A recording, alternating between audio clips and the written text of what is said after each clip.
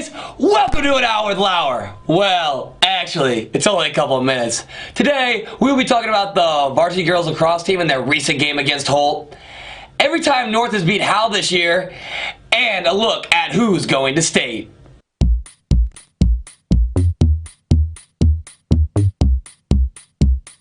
The Varsity girls lacrosse team was looking to win their second game in a row for the first time this season. And the girls blew the game wide open in the first half of play, outscoring the Indians 8-2. And the second half wasn't as exciting as both teams were just trading back and forth blows.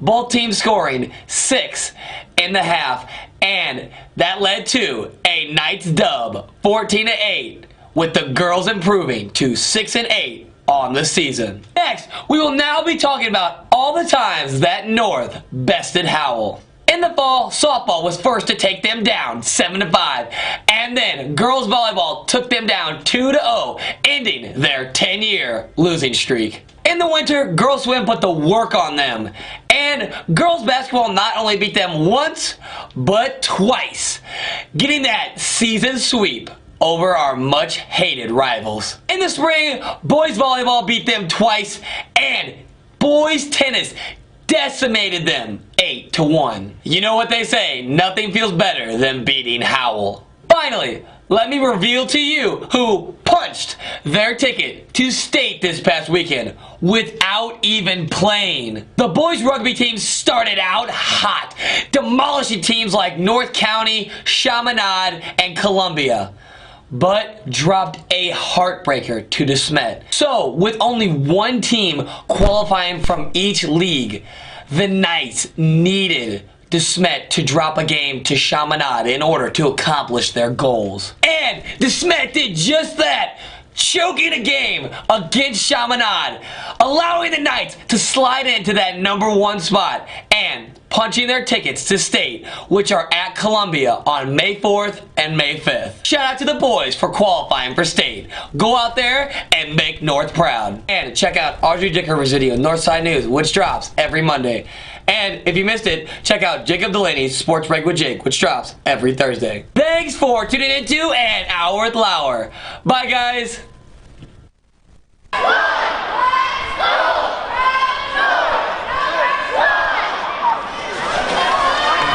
Last year, James Wershing and Grant Argent, they asked me if I wanted to be a junior rep, and I was like, I don't know if I can handle it, but at the same time, I felt like for me to be a leader in the school, that was one route I could take.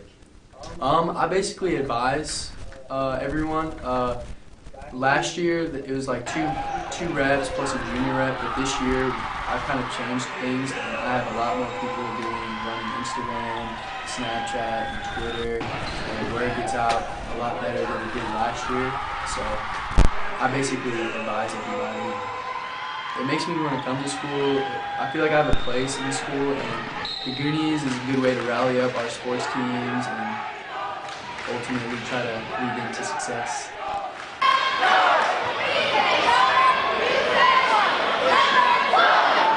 And run all the chants and. So last year I basically ran a lot of the things that we did and basically tell everyone and make up the themes for the games and stuff.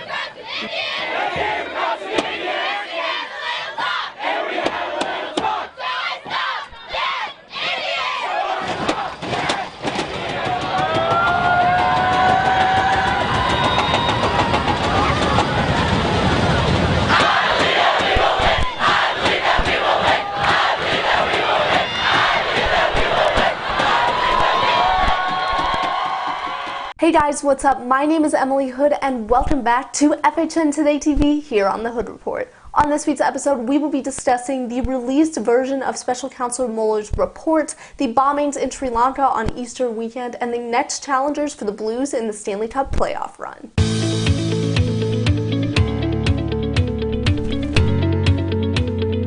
Special counsel Robert Mueller released a redacted version of his 448-page report to Congress on Thursday, causing major questions about obstruction of justice performed by President Trump. Mueller outlines instances on potential obstruction of justice, but does not say whether or not a crime is committed, indicating that he thinks Congress should act as a prosecutor in this case and make the decision. The report looks at various potential acts of obstruction of justice, including the firing of FBI Director James Comey, efforts to remove the special counsel and confine his investigation, and efforts to force the Attorney General to take control of the Russia investigation. At this time, Speaker of the House Nancy Pelosi has advocated for a more cautious approach from Democrats on potential impeachment hearings, but already some of the 2020 Democratic candidates like Elizabeth Warren and Kamala Harris have come out in favor of impeachment. After this report comes out, Congress is going to be forced to make some tough decisions, and the House Judiciary Committee will be the first to decide whether or not impeachment should take place. A series of coordinated explosions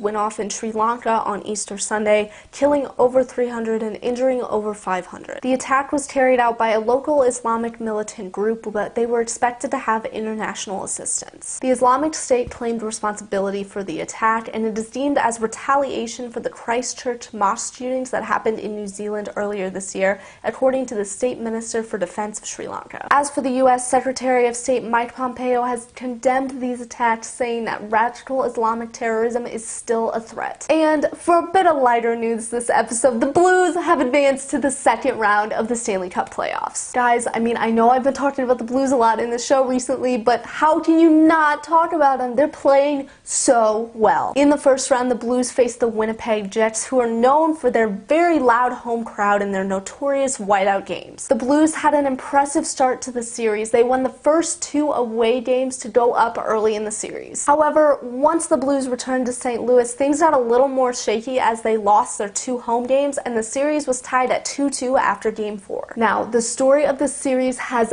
got to be Jaden Schwartz. In Game 5, the Blues were down 2-0 away at Winnipeg as they headed into the third period. Ryan O'Reilly and Braden Shen scored 2 goals to tie the game up in the third period, and with 15 seconds left, Jaden Schwartz scored the game-winning goal to win Game 5 for the Blues and put them at a 3-2 series lead. And to follow up that amazing performance in Game 5, the Blues ended up clinching the series and winning Game 6 after a hat trick from Jaden Schwartz. Now, in their second round matchup against Dallas, the Blues will have home ice advantage and did beat Dallas in their last playoff matchup in 2016 in 7 games. Guys, this is like my last chance to cover the Blues winning the Stanley Cup in Hood Report. I'm not jinxing anything. But please. And that is all the stories that we have for you this week. Thank you so much for tuning into this week's episode of the Hood Report. We've got one more week left on our FHN Today TV show, so I hope you all have enjoyed them this past year. And make sure to check out Sports Break with Jake tomorrow here on FHN Today TV. I hope you all have a great week.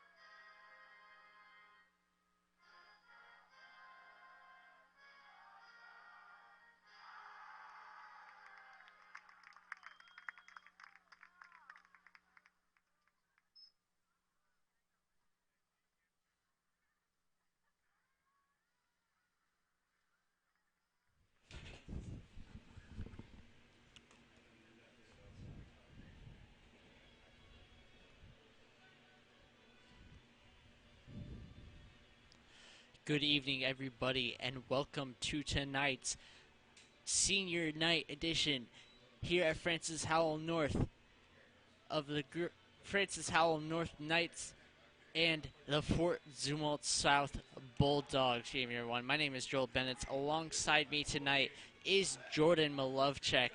And now, Jordan, tonight's game is going to be honoring the 4 seniors we have here at Francis Howell North, those being Abby Miller, Bria Hamilton, Karen Pete, and Megan Crane.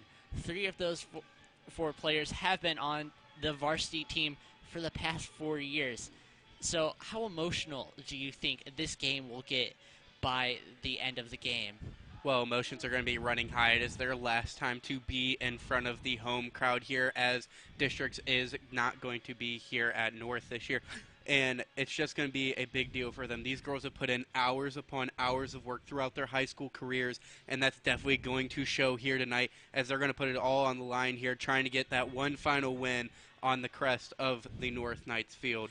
And now, another weird thing is that for the history of this matchup, these 2 teams have not faced off unless the past 4 years. Back in the 2015-2016 season, when Francis Howell North faced off and beat the Bulldogs 4-1. How do you think the difference over this past 4 years may change the outcome from 4 years ago? Well, obviously, as you mentioned, there's only 3 players here on this North team that were even here at school. Sorry, that were playing for the North Knights. So it's definitely a different look. You have different kind of players. There's a lot of youth leadership, as Brenna Rutherford's going to go down for the shot here. It's going to go off the goalie, trying to get it back into the center, not able to get it. But talking and going back into that experience factor, these teams don't have too much experience with each other. Yes, you can look at stat sheets and watch all the film you want, but it's not going to bring anything if you haven't played against them. And the Knights are coming out very aggressive to start out this first minute, as there were 2 shot attempts already. Those are good saves there from the goalkeeper tonight, Paige Schwartz, for Fort Zumwalt South. And like you said, both teams have had pretty good seasons so far, with the Knights going 9-8 so far, and the Fort Zumwalt South team going 11-7-1, as Schwartz is able to intercept that cross there by Paige Vanek. So, and a big thing too is their score differential.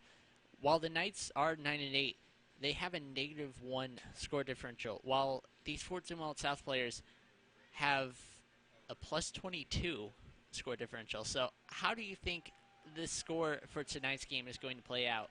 It has been a little rocky of a season for the North Knights. Early on, they dropped 5 straight games, but lately they've been helping that, as they are on a 4-game win streak right now.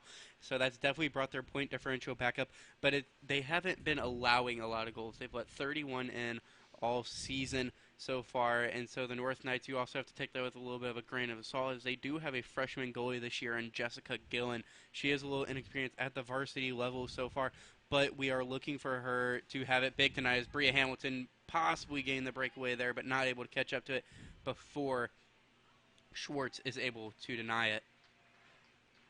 And it looks like that was number 5, Hannah Lenhoff, that was trying to protect from Courtney Arena, getting that wide open goal there from 20 yards out. And Schwartz is going to get a goal kick then. And it's going to head over, and Vanek is going to intercept that for the Knights. Lots of play down in Fort Zumwalt South's territory very early in this game. It'll be interesting to see how this plays out. And Christensen goes for goal, and she hits the top of the goal post. The bottom of the football field goal. And Schwartz is going to go back for another goal kick. That's her 3rd already in just 3 minutes. Yes, they're letting North, it looks like they're taking the seat back and letting North come to them, which is a very interesting tactic. They're looking like they're going to try and play the long ball, which is okay behind such a strong goalie such as Schwartz, who's 3-1 this season and already has 2 shutouts in just those 4 games. So they're going to trust in her and that they can get it going, as this is one of the first few looks that South has had inside North territory. And it looks like that is going to be an offsides call there. And that was number 21 there. I believe that was Ava Tankersley, who currently leads the team in goals with 18. Trying to get a breakthrough there. And Karen Pete is going to be back to kick the ball off, trying to get the ball back in Fort Zumwalt South's territory. The Knights are definitely going to have to be giving Tankersley a look all night. As you have already said, she has 18 goals on the season. That's not somebody that you really want to go up against. Schwartz making the save there as Vanek was running through, and Vanek is going to get a yellow card for that, for running into the goalkeeper. And it looks like the side ref is going to be trying to talk to the main ref there, trying to figure out who that was for. And just like that, a very quick yellow card. That means Vanek has to be a lot more careful if she wants to stay in this game. And it really wasn't too intentional. She was booking it down the field trying to get to that ball, and the goalkeeper just so happened to be there. I don't think there's any ill intent there by Vanek, and hopefully she's not going to have any more trouble tonight. She looks a little frustrated about that. Well, Olwick is going to make sure she doesn't get her yellow card quite early, as she's going to have, or as they're going to have Molly Scott come in her place. Crane running down the field, and they're going to give it to Fort Zumwalt South here. And it is going to be number 7, Emily Bloomfield, throwing it in. Nice interception from Miller. And she is looking for Tankersley, and that's going to be an offsides there as the ball went over to Kylie Cushing. Cushing second in the team in assists with 8 so far this season, and she is also tied for second in goals. So an overall threat on both sides, passing and shooting. Those assists have definitely been benefited by Tankersley, who we've already talked about a little bit, who has been their primary producer. She's at 18 goals. The next closest person is number 22, Sophia Cross, at 6. So if the North Knights can find a way to take down Tankersley and make sure that they keep an eye on her, making sure she's not going to get any passes either, is going to be huge for the North Knights and Jessica going in goal. And it's going to be Tankersley running down the sidelines, and it's going to go out of bounds. Jessica Gillen is going to be getting the goal kick. So with 6 minutes in already, it seems like both sides are trying to get as many opportunities as they can to get down into the opposing sidelines. Yeah, however, the South Bulldogs showing a few holes here early on. Maybe not quite ready for the speed that the Knights are bringing so far, as we've already seen Bria Hamilton almost get that breakaway, and then Paige Vanek being able to run for that ball. That's right, with lots of small people out front. And Julia Christensen is going to be trying to find Molly Scott down the field, and Scott's going to get it, passes it over to Rutherford, and then trying to find Christensen in the middle again. Christensen fights for her ball back, going back to Rutherford. Rutherford to Christensen again, trying to find Rutherford again.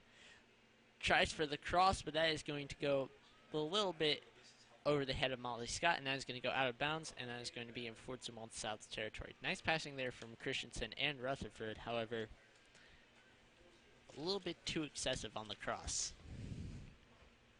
Yes, Christensen is going to be one of the focal points of tonight's attack by the North Knights. She sits in at the top of the team with 19 points so far this year, 5 of those being goals, 9 being assists. Very good at spreading the ball around. Very smart player down there, as she's going to get this from the right side. She's going to cross that up over to Rutherford, as that one is going to be saved by Paige Schwartz.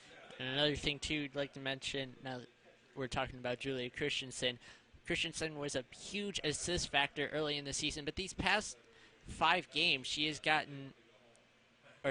4 goals on the season. So she has been able to get her goal total up, and that's going to be a foul on Karen Pete, and that is going to be a free kick for the Bulldogs. So lots of early fouls by the Knights. So it'll be interesting to see if they're going to get, or it'll be interesting to see how much fouls affect the game tonight. Looks like they're going to be looking for a shot, and that is going to be a nice save from Jessica Gillen as Tankersley looked to follow up on that, as it looked like Gillen dropped it for just a little bit. Yeah, it looked like she bobbled it a little bit there off of the ground. Tankersley coming in for that attack to try and maybe get ahead on it. As this one's going to be called a push on the South Bulldogs. As North Knights are going to start here with Abby Miller on it. But yes, Gillen did look like she fumbled that ball just a little bit underneath her. Definitely making sure that she wasn't going to let that get out of there, though, as that probably would have been a sure goal, as there were about 3 Bulldogs there in the vicinity. That was a nice free kick there from Miller, trying to find someone in the box. Christensen's going to fight for the ball back, and she's looking for the cross, unable to find anybody there, though. And the Bulldogs are going to cross it out. Pete's going to try and get it downfield. A little bit of backspin there, as that is going to roll out of bounds. Now, one thing I'd like to mention about Jessica Gillen, the couple of times I've seen her play, a lot of the times, instead of getting the ball fully in her body and in her control, she likes to knock down the ball in order to make sure she can make an easy save. And unfortunately, I think a lot of teams have, caught on to that and have been able to get very nice follow-up goals on them. And it's part of the reason why she's allowed 31 goals throughout this season.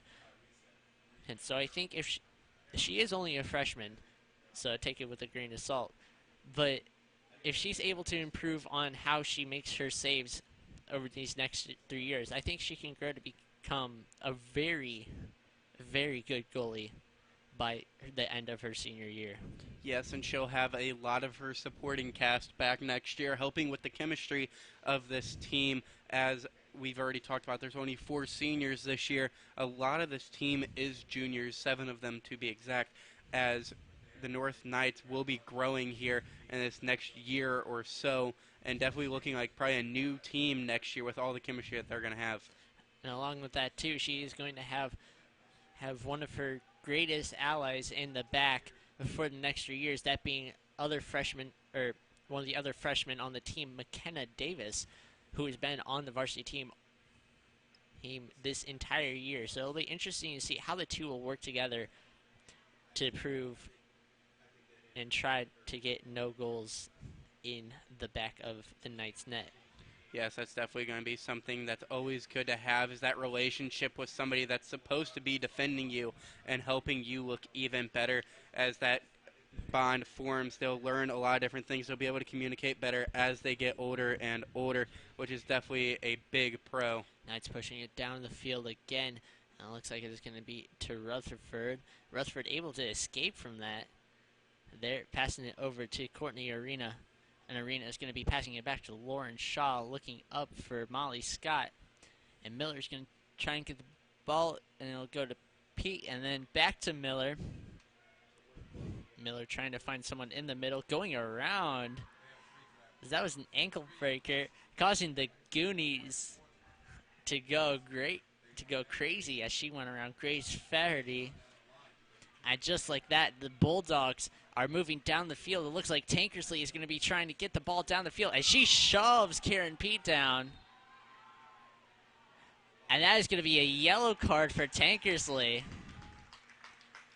as that was a ginormous shove there on Karen Pete. And I'm just going to sub her out now to make sure that she doesn't get another yellow card and then booted out of this game. That's 2 yellow cards I read already. Again, didn't look like too much there.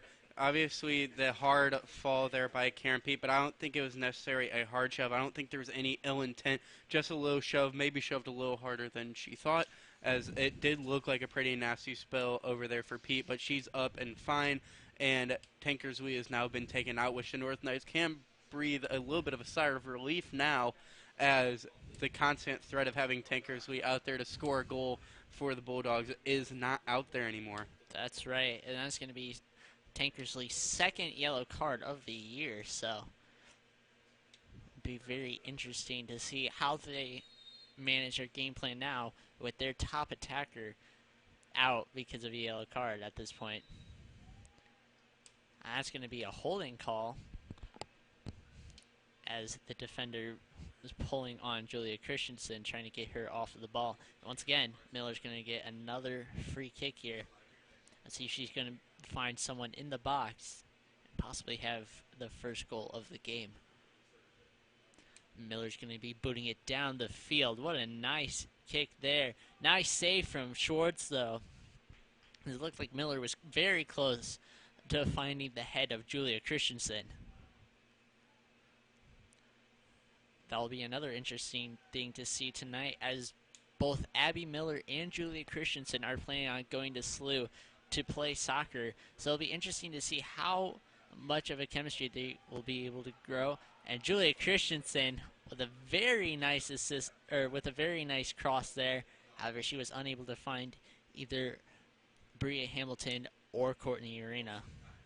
Yeah, it looked like she was trying to look for Arena there at the very top of the box, just putting it a little too far behind her. And Miller able to get around another Fort Zumwalt South defender. And Molly Scott's going to get it, trying for the cross, but she gets a whiff on that.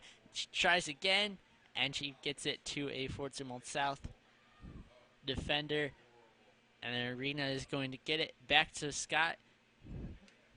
Going back over to Arena, trying to find Julia Christensen, but that was a nice break up there by number 18. That was Maddie Baum, and it goes back over, and Lauren Shaw is able to defend. Well, it looks like that is that's number 14. That's Kylie Cushing trying to get around Karen Pete, but Pete able to fight her way back to the ball, trying to find someone downfield. That is going to be easily recovered there. That's one good thing about North, is they are always going to fight for that ball, and they are going to do anything that they can to get it. Pete, they're good fighting there. We've seen Julia Christensen already tonight fighting for that ball a lot, and the North offense in general just going after the ball time and time again, fighting for it, battling for it, and often coming down with it themselves. That's going to be a handball on Karen Pete, as Cushing tried to get the cross there, but it just ended up hitting Pete on the elbows. So very scary situation here for the Knights, and Pete is able to kick it away. As they're going to try and get another shot, and it's going to go out of bounds. And it looks like they're going to have Tankersley come back in, and that is going to be for number 12, Ashlyn Smith.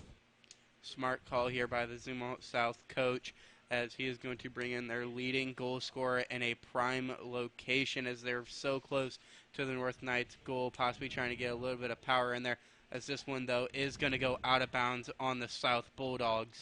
That was nice defending there from Lauren Shaw, forcing Cushing to go very close to the back line, and unfortunately kicking it out of bounds. So it'll be a goal kick for the Knights. Pete's going to boot it down the field. So once again, Jordan, big thing is that there hasn't been a lot of play in midfield. It's mostly been near the goal for both sides. Yes, that is very true, Joel. As we saw early on, the North Knights dominated this attack on the far side. They already got 4 shots off so far this game, but Paige Schwartz has been able to take care of every single one of them, something that we expected tonight. North Knights haven't had too much action, as this one is going to sail above and to the right of the net. A bad miss on such a good opportunity here for the South Bulldogs. And that was Katie Spatansky looking for her second goal on this season, but unfortunately it was wide and right for the junior. Looks like Paige Vanek might possibly be coming in once again after this kick, and that was a nice interception from Cushing, but she wasn't able to get full possession of it. And now Megan Crane is going to be running up the field trying to get it. Fighting for possession now. Julia Christensen going to be trying to fight for back, and she's able to do it. She's going to try and get around as she will find Rutherford. Rutherford looking for Hamilton in the box, however, too far. It's going to be a goal kick once again. So lots of missed opportunities for the Knights so far this game. They've had lots of great opportunities, lots of nice crosses that have just been unable to find the right attacker. Yes, but you can see that fight that we were talking about just a minute ago as Julia Christensen was coming in, as it looks like the Zumwalt South defender, number 5, Hannah Lindhoff, is going to argue with the ref here a little bit, as Abby Miller is going to be able to kick this in from about the 35-yard line. Miller looked like she might have tripped up there, and the refs called for Lindhoff, and that's going to be a nice cross there, trying to find a Knight, but it'll just go to Zumwalt defender, and it'll go back over to Paige Vanek as she comes back into the game for Molly Scott. And Vanek is going to go over to Miller. Miller going over to Arena, back over to Vanek, trying to get it towards the middle. Here comes for Julia Christensen, but it was a nice save from Schwartz once again. Yeah, Schwartz already on her 5th save of the night there. She's been very busy on her side of the goal, and she's been able to keep the Knights out of the back of the net for now, as the Knights have been very aggressive on their side. You're going to go to the far side of the field, and that is going to be, I believe that is going to be Fort Zumwalt's ball. They're going to try and take advantage of that. And Miller is going to fight for the ball back, going back to Christensen. And it's going to go back to McKenna Davis, who's going to try and find someone down the field, but that is nicely defended there. There's lots of ball movement going around near the middle of the field, and it's going to be going over to Lauren Shaw. Arkansas State commit boots it down the field, and it's going to go to Julia Christensen, who's going to be running along the sideline, trying to find someone in the middle. She's going to go trying to find Hamilton. Vanek tries to go for it also, but that is nicely intercepted there by Grace Fiherty. And then Shaw is going to grab it back, and it's going to be Fort Zumwalt's ball, as Kaylee Miller is going to be throwing it in for the for the Bulldogs. And it's going to go over to Tankersley, going to Rutherford, Tarina to Shaw, looking down the field, looking for Bria Hamilton. That is nice defending there from Bloomfield. And is looking once again for Cushing. Cushing running along the sideline, but Pete is able to make the save there and kicks it out of bounds. And it looks like they're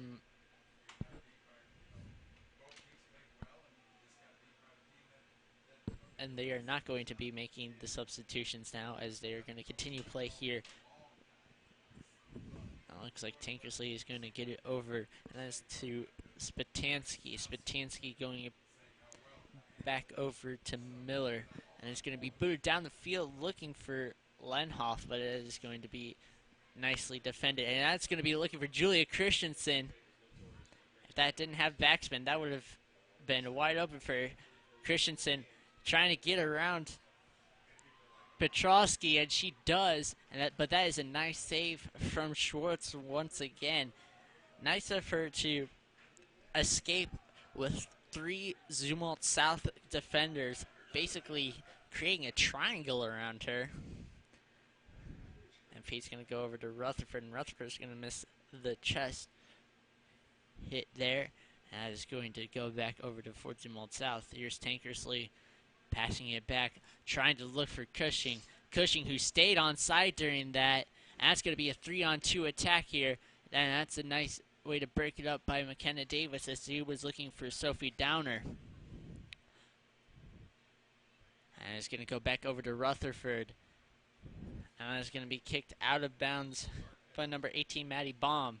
And now Fort Zumwalt South are going to come in with their 2 substitutions. as the Knights are also going to counter with 2 more substitutions, as it looks like they're going to be taking out Hamilton and Christensen, and that is going to be for Elena Furch and Ella Manthe.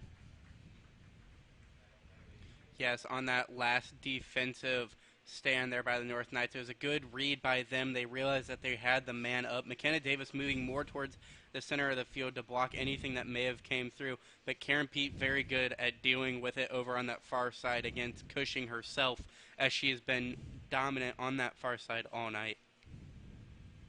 It looked like Claire Anderson, one of the substitutions who just came in, trying to fight for it, and it is going to be South's ball. And so they're going to give it to Petrosky.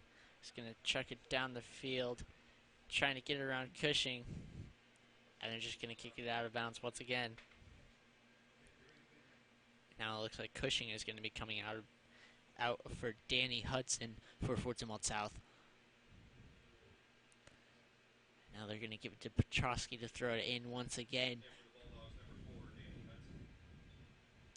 And they're going to throw it into Spatansky. Spatansky is going to get it over to Lenhoff, trying to find a couple of people in the middle, but Knights were able to defend that well. Getting it over to Brew, and then over to Tankersley, trying to find someone over there. South is attacking now. Once again, trying to find the outside defender, Claire Anderson, but they're calling an offsides there. And that's going to be Knights ball once again. We have about 16 minutes and 20 seconds left here in this first half. Still no score here for either teams, despite the large amount of aggression from both sides. Yes, Joe, as you were talking about that sense of aggression from both sides.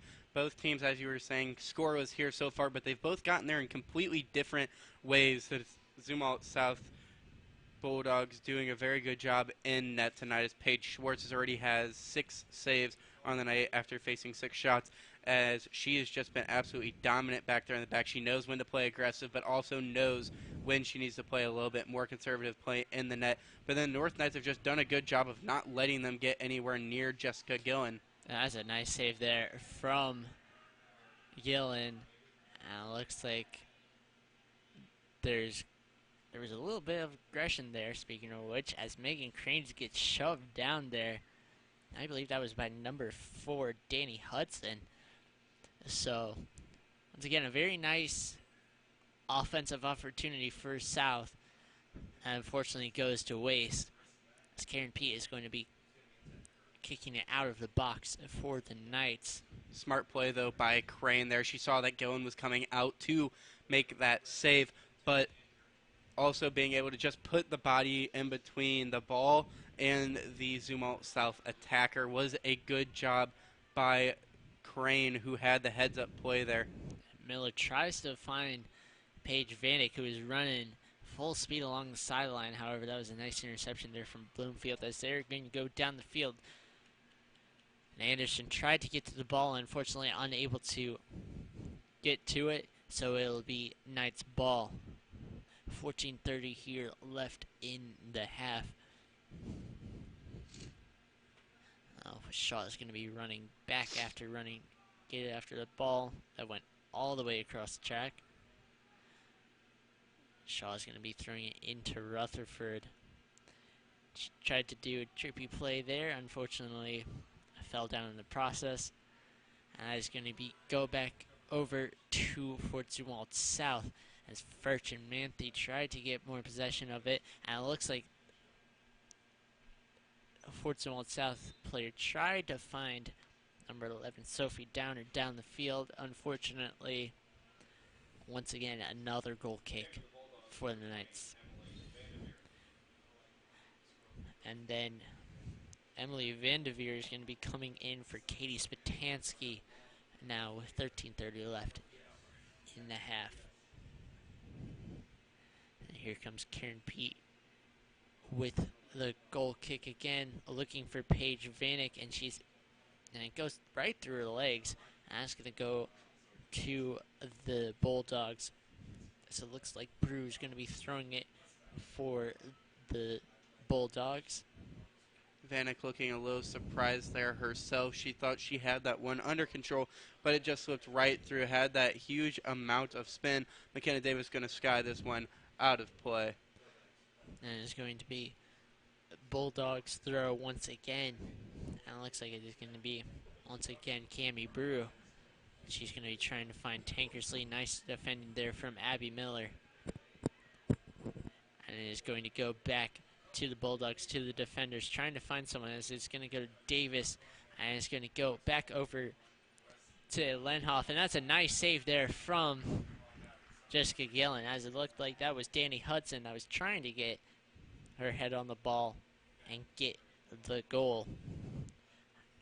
Gillen's just going to boot this out, trying to find Abby Miller, and that is going to be a handball there. Another good read there by Gillen. She knew that she needed to come out for that and that the South attacker was a little bit too far behind it. So good read by her to come out and play aggressive on that and get that save.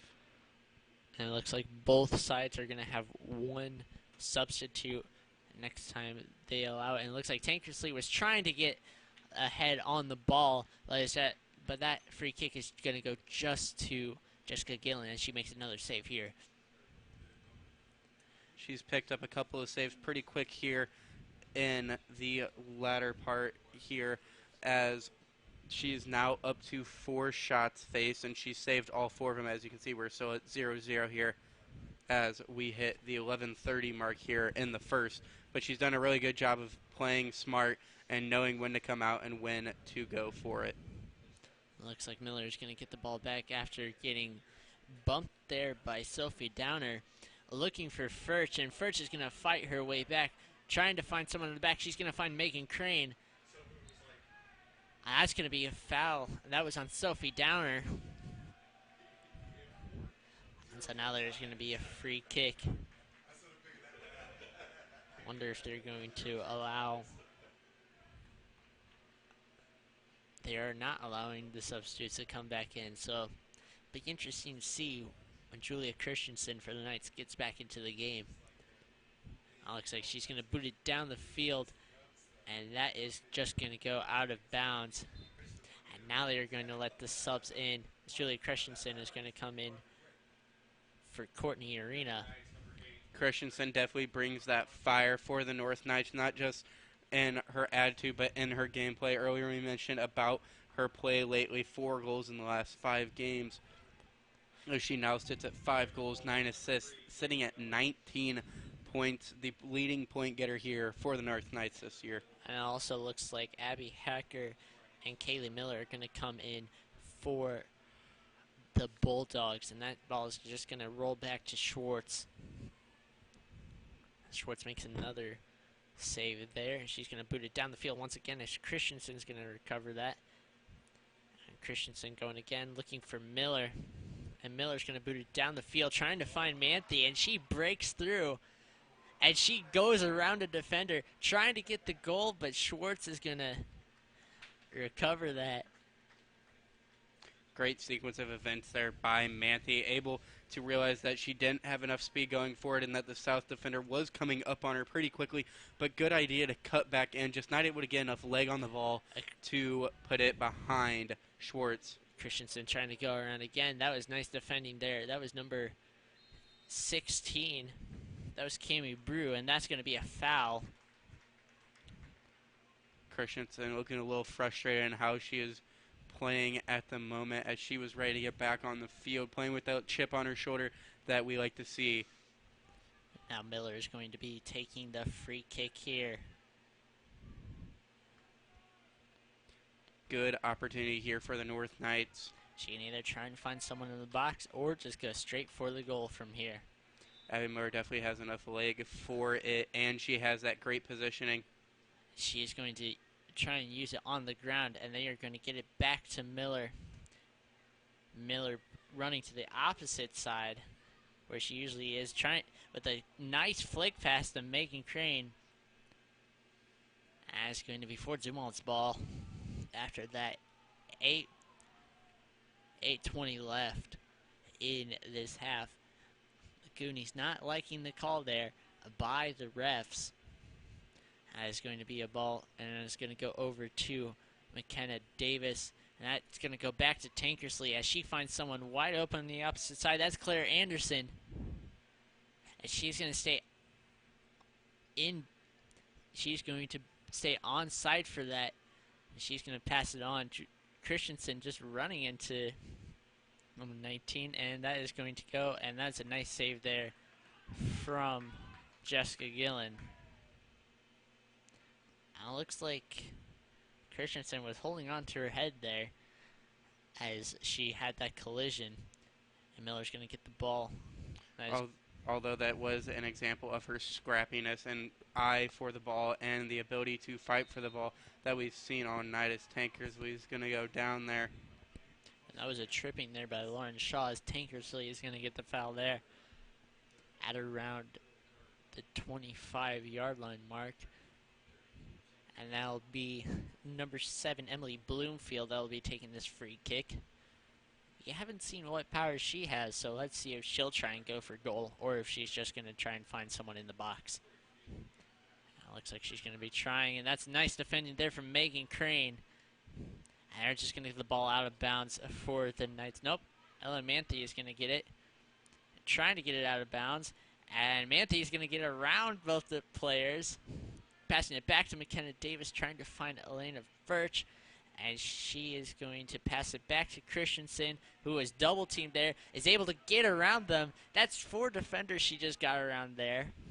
But it was nice defending there from Petrosky.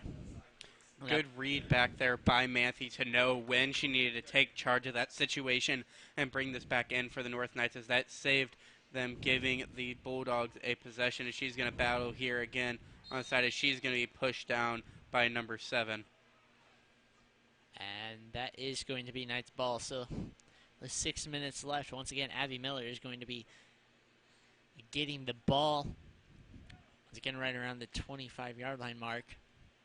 And they're going to give it to Paige Vanek for the free kick. So she's probably going to be finding someone in the box to try and head it into the goal here. Here comes Vanek, and she's going to get a low cross in. And that is nice defending there by number 16. That was Cammie Brew. And Vanek is able to stop Hudson in her tracks and get the ball back, but Hudson once again gets the ball, and Shaw is going to get it over to Julia Christensen. Christensen over to Rutherford, and then Rutherford's going to go back to Christensen, trying to find Furch there, but unable to get it. And there it goes, looking down the field, and that's an opening there. That's Tankersley trying to get the goal. Nice defending there from Karen Pete, and they're able to save the ball, and that is going to be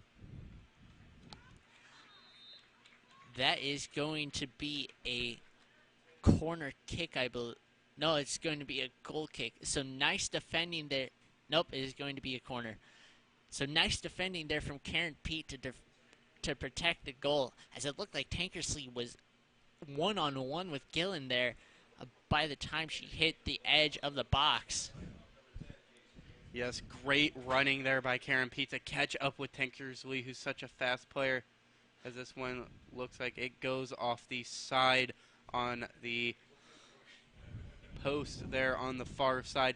But good play there between Gillen and Pete. Gillen noticing that Pete was coming up and coming out to make that attack, as she knew that Pete was going to be able to deal with Tankersley and able to come up and make sure that that ball got knocked out. And that was also a very scary situation there, as some people saw the ball had bopped out between the three of them, and Danny Hudson was running up right behind the three of them, trying to get the follow-up goal. And that's going to be a foul, as Tankersley takes a fall there. And now, once again, another scary situation for the Knights. Yes, North Knights need to make sure that they're not allowing too many more of these here as we come now down to the end of the half, as we have 3 minutes and 35 seconds left here. But making sure that they're going to keep it uncongested in front of the net, as these plays often have. This one coming from the 10-yard line. Here comes Spitansky once again, trying to find a low ball. but Karen P is able to kick it out of bounds right at the edge. So it is going to be a throw-in for the Bulldogs. What a night by Karen Pete so far down here in the defensive zone, as it is a huge night for her, not just senior night, but tonight's game even being dedicated to her father, Horace Pete, who passed away back in March due to ALS. And the thing is, I believe Karen Pete is actually one of the most underrated players on this team, as she is very well known for basically being a brick wall out there, not just because of her stature, but the way she plays. It's very hard to get a ball past her, and Furch is getting a breakaway there, trying to find Manthe. Manthe trying to pass it back to Furch, and that is going to go out of bounds. Another wide open opportunity for the Knights, blown away just like that. And I'm sure both teams at this point are just itching for a goal, as both teams have been very offensive, getting lots of opportunities in the box to get a goal. The real question is just which goalie is going to crack first. That was a really good opportunity, but that pass to Ella Manthe was just a little bit behind her, which threw off the momentum. If she would have gotten that in front of Manthe, there would have been a practically wide open net, as Paige Schwartz probably wouldn't have been able to get over to the play in time. And just like that, Karen Pete is going to get it out once again, as they were trying to find Tankersley.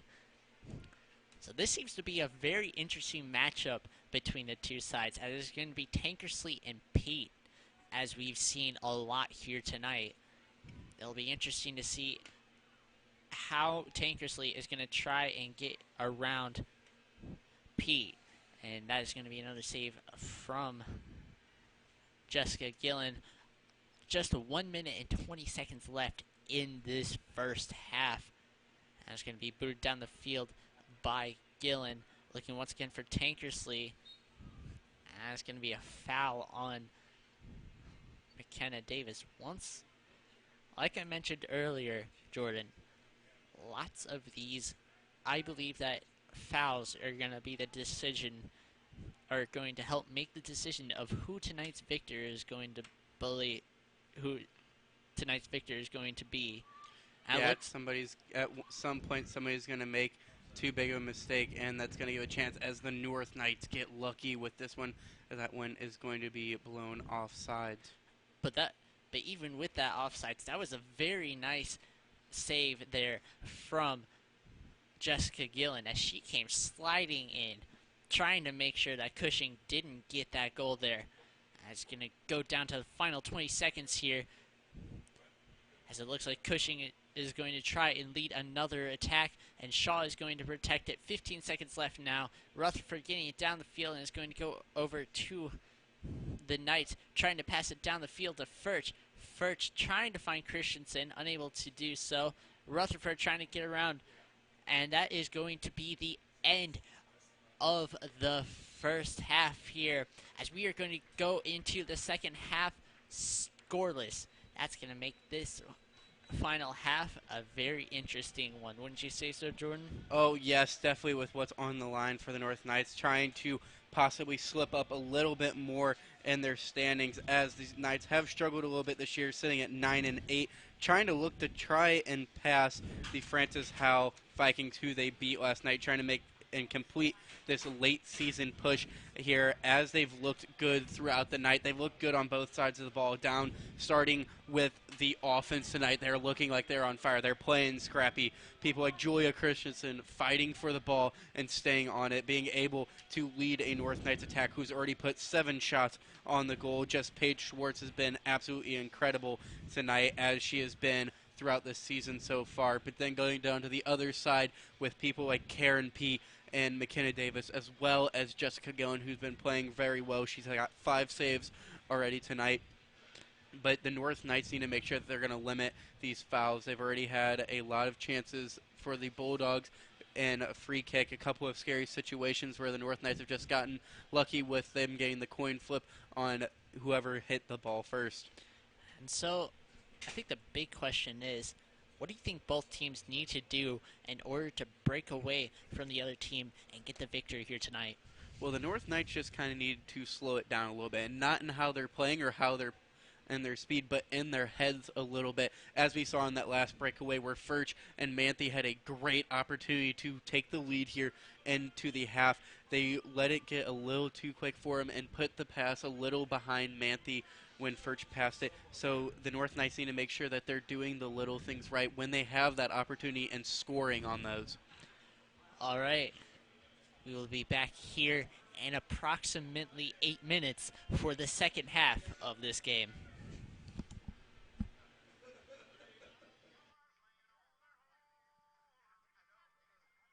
Hey guys, welcome back to another episode of Sports Break with Jake. This week I'll be talking about Tiger Woods' recent victory in the Masters, and I'll be bringing on Cole Sherman to talk about if college athletes should be paid.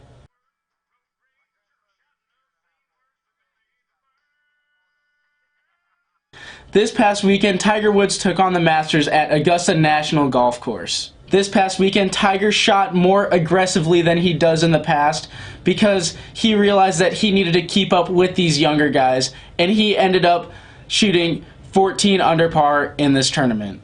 And many other golfers look up to him because he is such a great guy and he is a mentor to all these other players. This past weekend, he received his 5th green jacket, which is his 15th major tournament victory. And many people are asking, is Tiger back? And I think that Tiger Woods is back, and I think he's here to stay, and he's going to be on top for this sport for a while because he is one of the most experienced players in this sport.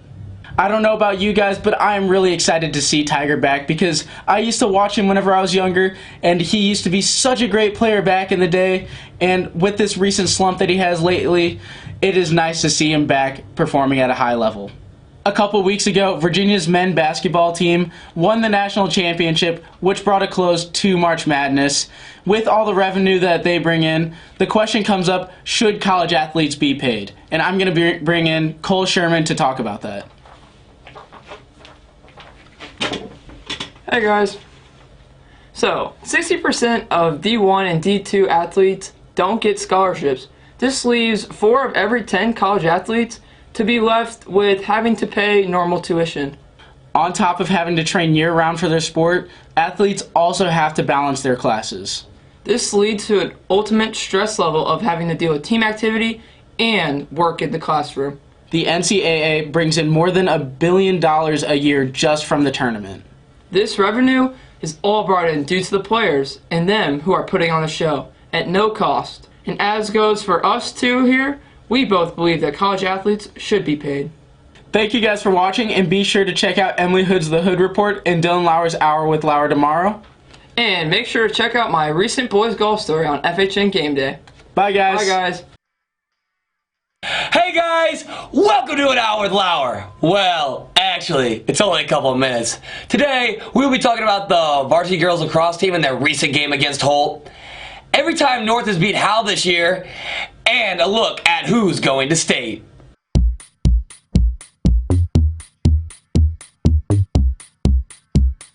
The Varsity girls lacrosse team was looking to win their 2nd game in a row for the first time this season. And the girls blew the game wide open in the first half of play, outscoring the Indians 8-2. And the second half wasn't as exciting as both teams were just trading back and forth blows. Both teams scoring 6 in the half, and that led to a Knights dub 14-8, with the girls improving to 6-8 on the season. Next, we will now be talking about all the times that North bested Howell.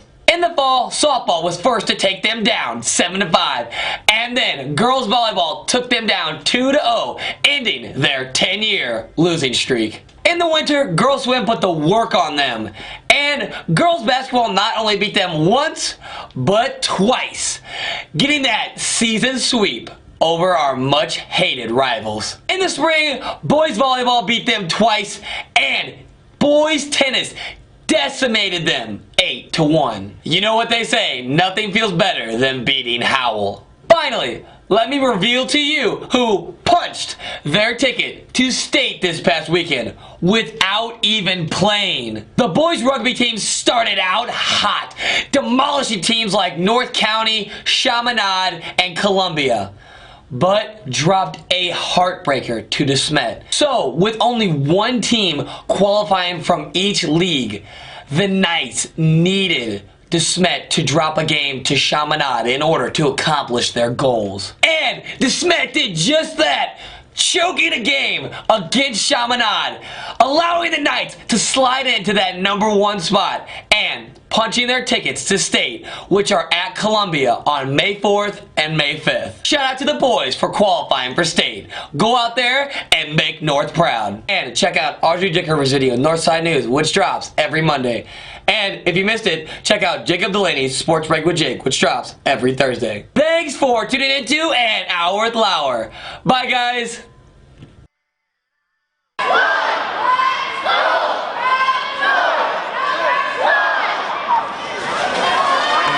Last year, James Wershing and Grant Argent, they asked me if I wanted to be a junior rep, and I was like, I don't know if I can handle it, but at the same time, I felt like for me to be a leader in the school, that was one route I could take. I basically advise everyone. Last year, it was like two reps plus a junior rep, but this year, I've kind of changed things, and I have a lot more people running Instagram, Snapchat, and Twitter, and word gets out a lot better than it did last year. So I basically advise everybody. It makes me want to come to school. I feel like I have a place in the school, and the Goonies is a good way to rally up our sports teams and ultimately try to lead them to success.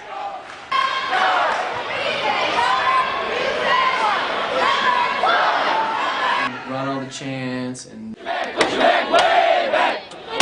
So last year I basically ran a lot of the things that we did and basically tell everyone and make up the themes for the games and stuff. So.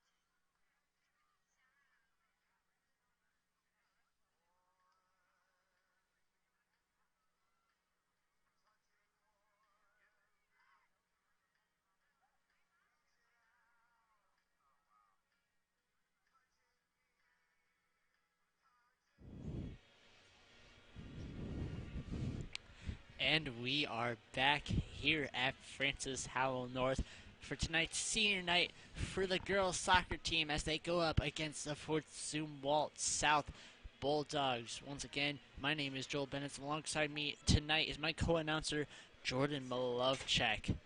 Now, Jordan, within this first half, we've seen lots of aggressive play from both sides.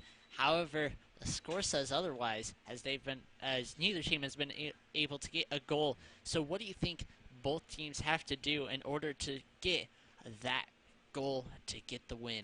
Well, it's simply just start converting. They've come so close. Both sides are getting such good opportunities, just not able to get anything going. North Knights have had several breakaways. The last one being with Furch and Manthe there, where the pass went a little bit behind Manthe that killed that run there near the end, possibly sending them 1-0 into the halftime, but not able to convert there. But then also the Bulldogs have had so many free kicks near the net, being able to get so many bodies, just not able to convert on anything. They've only had 1 or 2 breakaways, not able to convert on those either, but the North Knights have done a good job of stifling their offense, led by Ava Tankersley, who we haven't really seen too much of tonight, only having 1 shot so far, but that one easily taken care of by Jessica Gillen. But that is much in part to this North Knights defense and goalie Jessica Gillen, who have been strong all night. Tankersley getting past Pete here, but then that one just going to be rolling out, though, as we come back here in the second half. Your North Knights in black, the South Bulldogs in white. And that's another big thing here that has been mentioned within the first half. It's been the aggressive play of defensive senior Karen Pete, as she's been on Tankersley basically all night, and she is a big reason why she's only been shot, or she only has shot 1 shot today. And another part of that also being the fact that she got a yellow card very early in the game, 6 minutes into the game, and she was taken out for a couple of minutes because of that. And speaking of which, both teams have a yellow card, which for most high school sports, getting a severe penalty like that isn't really that critical or very often seen. But right here tonight, within the first 10 minutes of play, both teams that had a player get a yellow card, with the Knights having Paige Vanek getting 1, and then once, like we mentioned, Anna Tankersley getting 1, and Bria Hamilton is going to be running along the sidelines. It looks like there's going to be Maddie Baum on her. Hamilton trying to find a way around her, and she is unable to get it. And it's going to go back to Lauren Shaw, who's going to get it back to Abby Miller. She's going to be running backwards, trying to find someone down the field, and nobody's going to get the run, and that is going to be another goal kick for the Bulldogs. Now, like we mentioned, both teams have had a very aggressive offense, but their defense has also been playing very well in order to prevent a lot of hookups down near the box. Yes, Joel, they've definitely been paying a lot of attention, especially to Julia Christensen. We've seen her up to 4 defenders on her at once as she's going to try and hit that kick over there, but not able to get it, as Paige Schwartz is going to pick up her 8th save of the game here. But they've done a very good job of stopping it far out, but they've also opened up that door for a possible breakaway. As I mentioned there just a little bit ago, the North Knights have had a good amount of breakaways so far this game, and it's just them blazing past the Bulldogs defense. And Rutherford is going to try and find Christensen, but that was nicely broken up there by Emily Bloomfield. Bloomfield has been very busy in the backfield, as she's been breaking up lots of passes that the Knights have been trying to make in near the box, as Rutherford is going to get it back again, and that is going to be going over to Christensen. Christensen trying to get around Bloomfield, but she's able to get a foot in, and now that is going to be Claire Anderson trying to run down the field, and she's going to try and get Tankersley, but that is going to be an offsides call there. Another brain mishap there and mistake by the Bulldogs. They've had a couple of those chances where they could have gotten their breakaway, but just not able to stay on side, and that has left them out to dry on those plays. That's right, as the Bulldogs have had lots of troubles with staying on side, as that is going to be that was their 4th offside call for today, and Rutherford is going to go into the box, and that is going to be a goal kick for the Knights. A great opportunity for them to find someone in the box and maybe even find the back of the net. That is going to be Courtney Arena who's going to be making the kick. Let's see. She'll be able to find someone here. Arena goes up. She's going to be cooking it in, trying to find Christensen, and that is going to go off the top of her head That is going to fly out of bounds. Christensen not able to get the direction she was wanting to go there. She was trying to put it down into the ground, just got too much at the top of her head while she was trying to turn her head to angle that one towards the net. And Schwartz is going to go out for the goal kick, and that's going to go out to Abby Miller. Miller going to try and find Paige Vanek down the sideline. Vanek racing to get it, and that is going to go out of bounds. Vanek getting very close to getting reception of that ball right near the end of the field. But unfortunately, it goes out of bounds, and that'll be another goal kick for Schwartz. Schwartz going to go for the kick now, and that is going to be tried to get intercepted by Courtney Arena, but it is going to go to Kaylee Miller, who goes to Tankersley, and it's going to go out of bounds. And it's going to be another throw in for the Bulldogs. That's another thing, too, that I've really noticed, is that these teams have been kicking these out of bounds a lot. We've seen plenty of throw-ins here today, along with a lot of goal kicks for both sides. Yes, the North Knights and the Bulldogs have done a good job of killing the attacks by putting the ball out of bounds, as Christensen is going to use her speed here. She's going to try and center it, but Bria Hamilton not in the position of where Christensen kicked that one. And it looks like Hamilton may have gotten a late break on that, and that might have been the reason why she was a little bit behind where Christensen was when she set up that cross. Christensen has gotten lots of crosses into the box today. However, lots of the time it has been unable to get to find another player, and they haven't been able to get a great shot off. Here comes Christensen once again, trying to go towards the middle of the field, trying for the shot, and that is going to be on top, and that is going to be no goal, as that was a very nice shot and a nice save from Schwartz. Exactly where you want to see that shot placed, just at the top of the net. Great placement by Christensen on that, as that was her fourth shot of the game. Just Schwartz being able to pluck that one, push it up just over the net. It looked like it went in for a split second, but the North Knights not able to convert on that one, though. So close. That went right off the top of the field goal post. I made it think that it just reached the top of the net. So here comes Arena once again for the shot, looking for Christensen.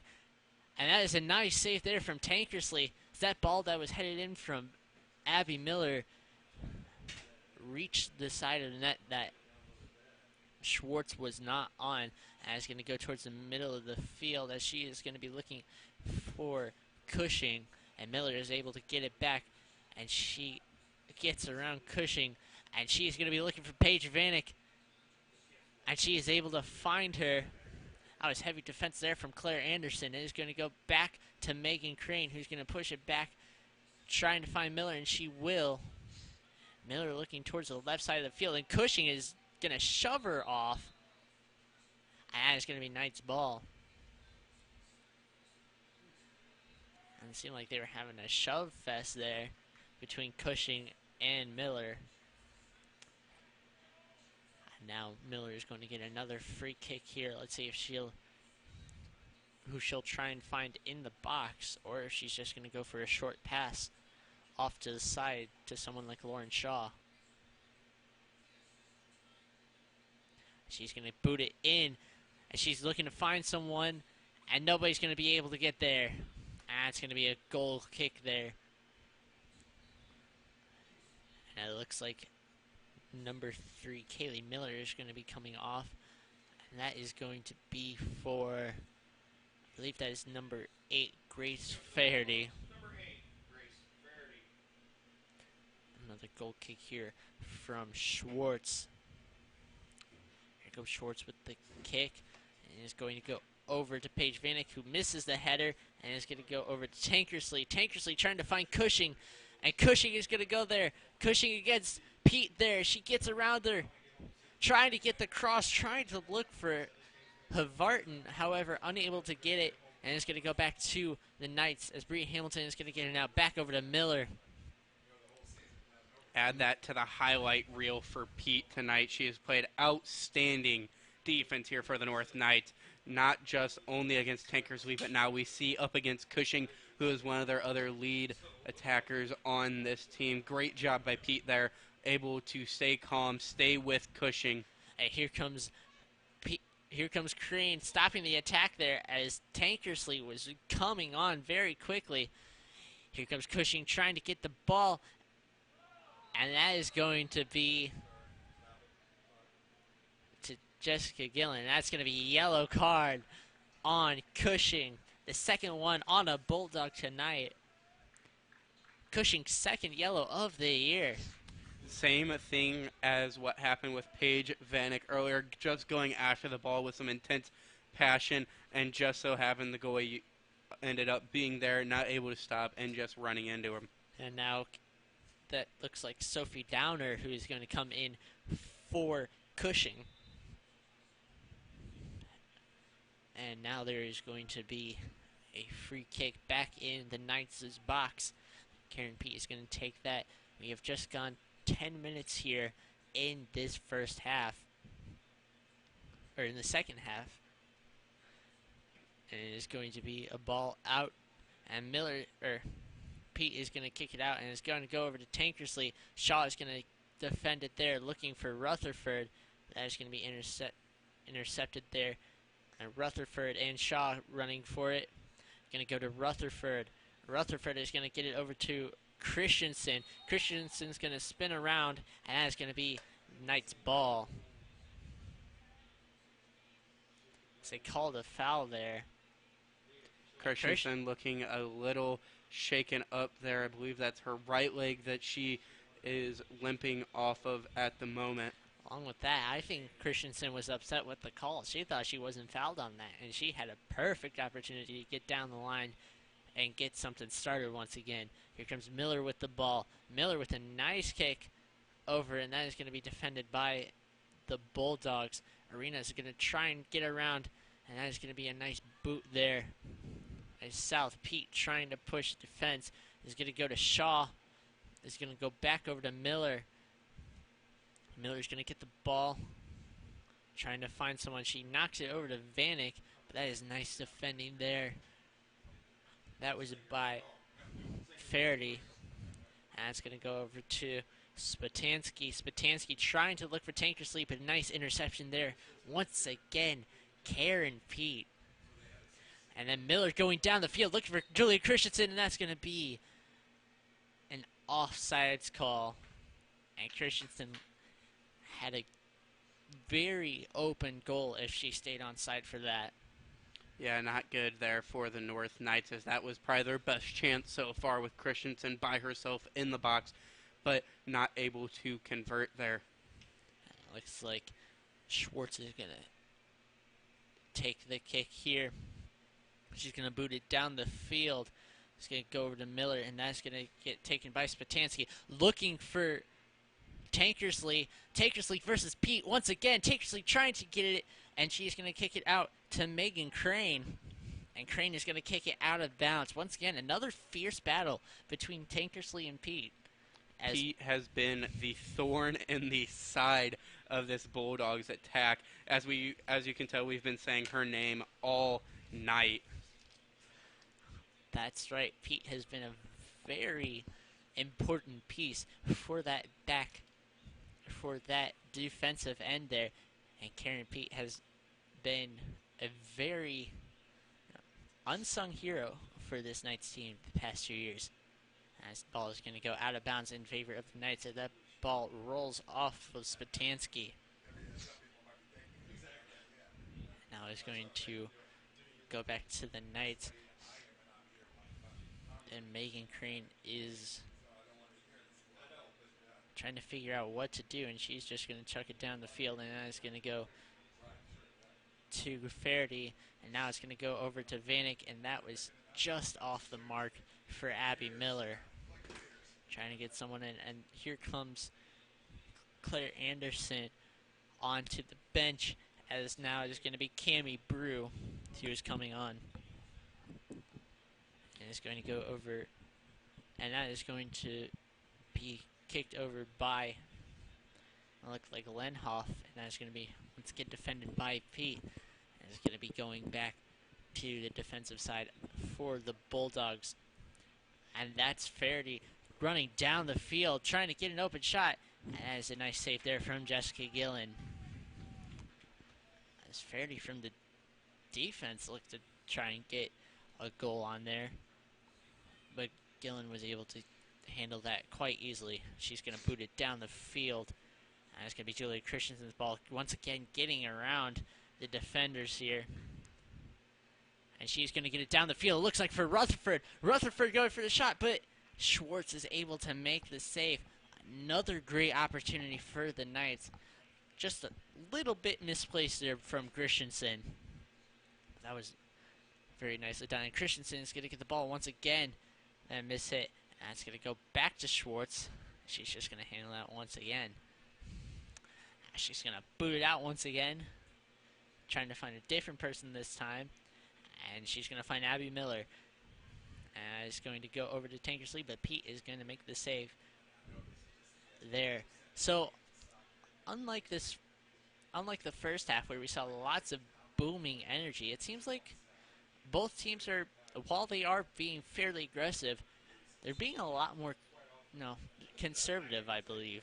Yeah, they're gearing in now for a long game, as we are still yet to see a point go up on the board as we hit the 24-minute mark here in this second half. Also, in other news around the school, in the past couple of days, we've had quite a few things going on here at North, as A.Z. Anderson of the track team won GACs in the 110 hurdles, and just a little bit ago, the varsity boys baseball game ended against CBC, the North Knights taking a loss in that one, 10-0 though. If you do want to go back and watch a stream by us on the baseball team, we had one just the other day, last Friday, against the Rockwood Summit Falcons. If you want to check that out, that is in our FHNtoday.com/live archives. And then in other news from track and field, freshman Amani Jones getting the 100-meter school record for the girls' side as she was able to run a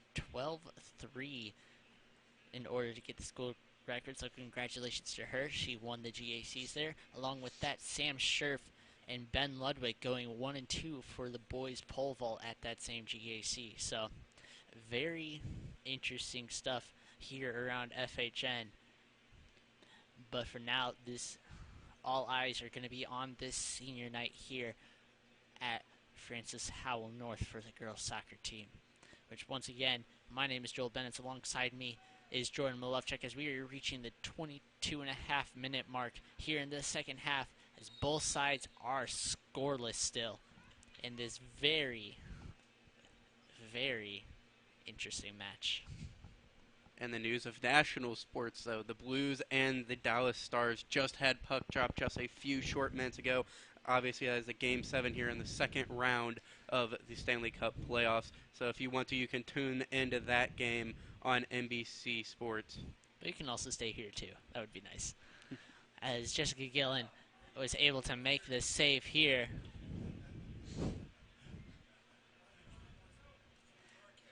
And she's going to get it out to...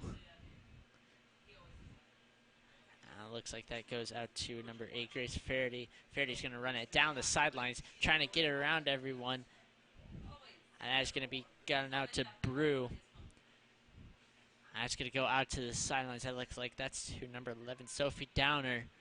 And that looks like a cross, trying to find Tankersley. Tankersley trying to set it, but the Knights were able to kick it out, looking for Manthe. Manthe going over to Rutherford, and Rutherford looks to get a run, but she is unable to get it to keep it in bounds.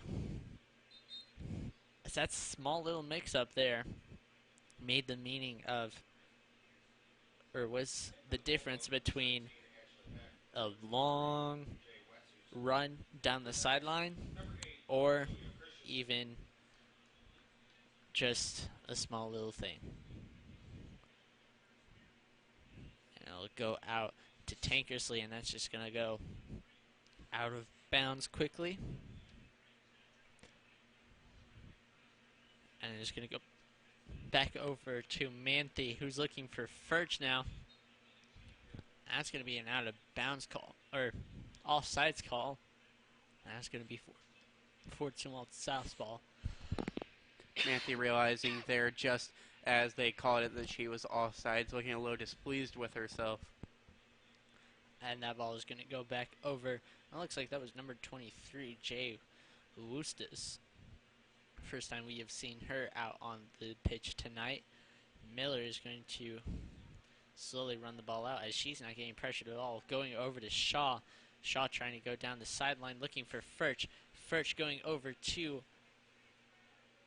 Rutherford. Rutherford Great able job to get by it. her to keep that ball in as she's going to make that shot, and it's just going to be off of Paige Schwartz's hands. And that's a nice save from Schwartz as that looked like that was going to be a very dangerous cross there.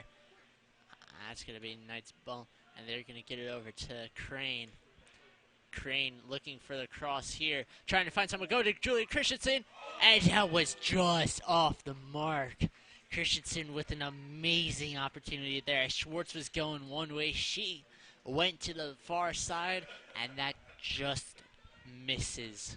So close. Christensen's having one heck of a night, but just not able to convert there again as the North Knights are struck with some bad luck there. But the North Knights definitely going to keep coming back with this scrappy play as Christensen is going to take this one to right a little bit in front of the net, but then miss the pass over to Vanek, but she's going to put it out to Abby Miller. Miller's going to go back over to Shaw. And Shaw's going to try and find someone in the middle, trying to find Rutherford, but just off the mark. And it's going to be kicked out of bounds by the Bulldogs there. Good attack here so far by the North Knights here in the last couple of minutes, able to keep it down in the Bulldogs side as we saw those two great shots, putting some pressure on Schwartz, who has seen a lot of easy shots so far tonight, but now starting to give her a little bit harder of a look as we bleed further here into the second half. Here comes Crane with the shot out of the box, and that is going to be an easy save for Schwartz. So the Knights getting very, very aggressive as we've reached the second half of the second half. And it goes over to Furch, and that is going to be offsides once again. And now it's the Knights' time to get a bunch of offsides calls. Yes, the North Knights need to make sure they're going to clean this up pretty quickly, as it's killing a lot of momentum for them, as they are not able to have that possession coming right back from it, obviously. So that's definitely hurting the North Knights. They need to make sure that they're going to keep applying this pressure, as they're going to really quickly gain possession again. And here comes Christensen again. Let's see her Houdini act, and she's able to get around. Let's see. She'll get able to get that around. Trying to find Manthe, but that's a nice break up there. And here comes Christensen once again, trying to get around it. She's able to find Rutherford. Rutherford able to get her foot on it, trying to get around, but that's a nice save there from Schwartz once again. That's her 12th save on the game. The North Knights doing a great job of putting pressure on her, but they are just not they haven't been able to put it in the back of the net. Schwartz doing an absolutely phenomenal job. You're going to need to try and get more difficult shots in if they want to have a chance to get in. Speaking of which, let's see if Furch will be able to try and get the shot. And that's nice defending there by Maddie Baum. That's going to go out of bounds, and Charlotte's going to throw it in for the Knights. You have 16:50 here left in this second half. It is going over to Furch. Furch is going to pass it back to Shaw. Shaw looking for someone in the middle. Looking for Manthe. Unable to get it. Trying to find Vanek now as she goes to the ground. They don't call it. And it's going to be Knights throwing once again. Very aggressive now for the Knights. Here comes Christensen. And that is going to be a south ball. And 3 players on South are going to be substituted in, including their star attacker, Tankersley. They're going to get in Kylie Cushing to try and boost up their offense. Cushing's had another good night. She's had a couple of breakaways, just not able to get it, as Karen Pete has just been absolutely phenomenal on the defense for the North Knights. A little funny moment there between the Knights players is Christensen went back to Lauren Shaw.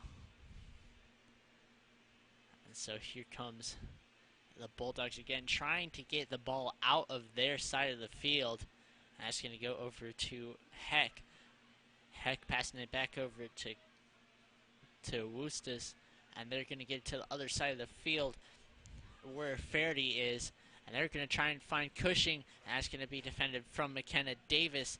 Davis going over to Christensen, and she's going to get it down the field, and Rutherford got a late break on that, and that is going to go out of bounds for another goal kick. 15 minutes left here in this second half. North Knights have looked great here in the last few minutes, playing a constant attack on Schwartz there, who's up to 12 saves. And then here comes the Knights once again, going back over to Christensen. Christian able to get around a defender, and she's going to go for the shot, and that is going to go just high. Now, if this was football, that would have been 3 points. And here comes Schwartz once again with a goal kick. And Rutherford's going to try and get it, but he's going to go over to Furch. Furch is going to go over to Miller. Miller trying to find a player. She's going to go backwards to Crane. And Crane's going to get it up to Christensen. Christensen able to get around some defenders again, going for the shot. And that is going to be saved from Schwartz once again. Get a little bit closer for those shots. Schwartz with her 13th save of the day is going to kick it down the field. That's Christensen's 7th shot of this game. Definitely looking to try and continue that offensive dominance that she has had here in the past few games, as this one is going to roll out. Nice save there from Megan Crane. It looked like Cushing might have gotten a very big break there if she wasn't there to make the defensive play. It's like that. Shaw knocks it out once again. It looks like Piotrowski is going to try and find the right person to get the ball out to. And Miller's going to get it. And she's going to get taken to the ground by Spitansky. And Christensen going to try and find someone. She finds Manthe, who is able to get the ball, trying to find Furch. She's going to get Furch, trying to run down the field, trying to get the ball. And it's going to get wrestled out, and that's going to be a goal kick. Another dangerous opportunity for the Knights. And Bria Hamilton is going to be coming in. And that is going to be for Elena Furch. So it's going to be Julia Christensen taking the taking the corner kick here. Christensen already with 9 assists this season. She's been the main supporter of this team. Let's see if she can find someone to get that 10th assist. Here comes Christensen. Christensen with it, going up. And that is going to go right off the crossbar. They thought it was still in play, but is going to be out of play. It's going to be another goal kick by the Bulldogs. 12 minutes left. Now you're going to sub in 2 other players. Those are the kind of situations we've been talking about all night, though, that the North Knights need to make sure that they are converting. Again, not able to put it there. That kick just going a little too far to the right, not giving her attackers a chance to put that one in. But the North Knights need to make sure that they're making smart choices there, as Rutherford's going to get a good breakaway here, as she's going to run into the goalie. And that is going to be... And Rutherford looks like she is down, as her and Schwartz connected hard. Looks like she was grabbing her hip at first, as the trainer is going to come out to look at her.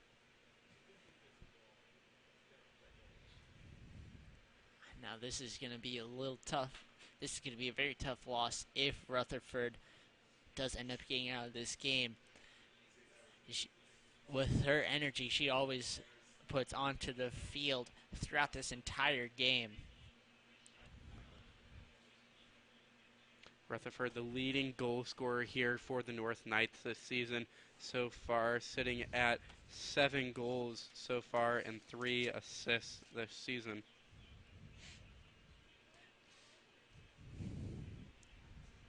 So it'll be interesting to see. We have 11:30 left here in this game. And it looks like Courtney Arena is ready to go in once Jack A is finished checking her over. So Jordan, while we are on this little downside, we've seen lots of offensive production by the Knights.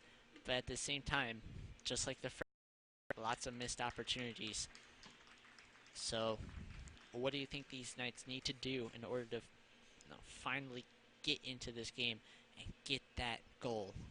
Just like I was talking about at the end of the first half, it's about slowing the game down mentally. They're doing a very good job of playing out on the field and putting themselves in the position to score. They're just not following through with it, and they're just letting it get a little too far ahead of them, trying to do some fancier stuff.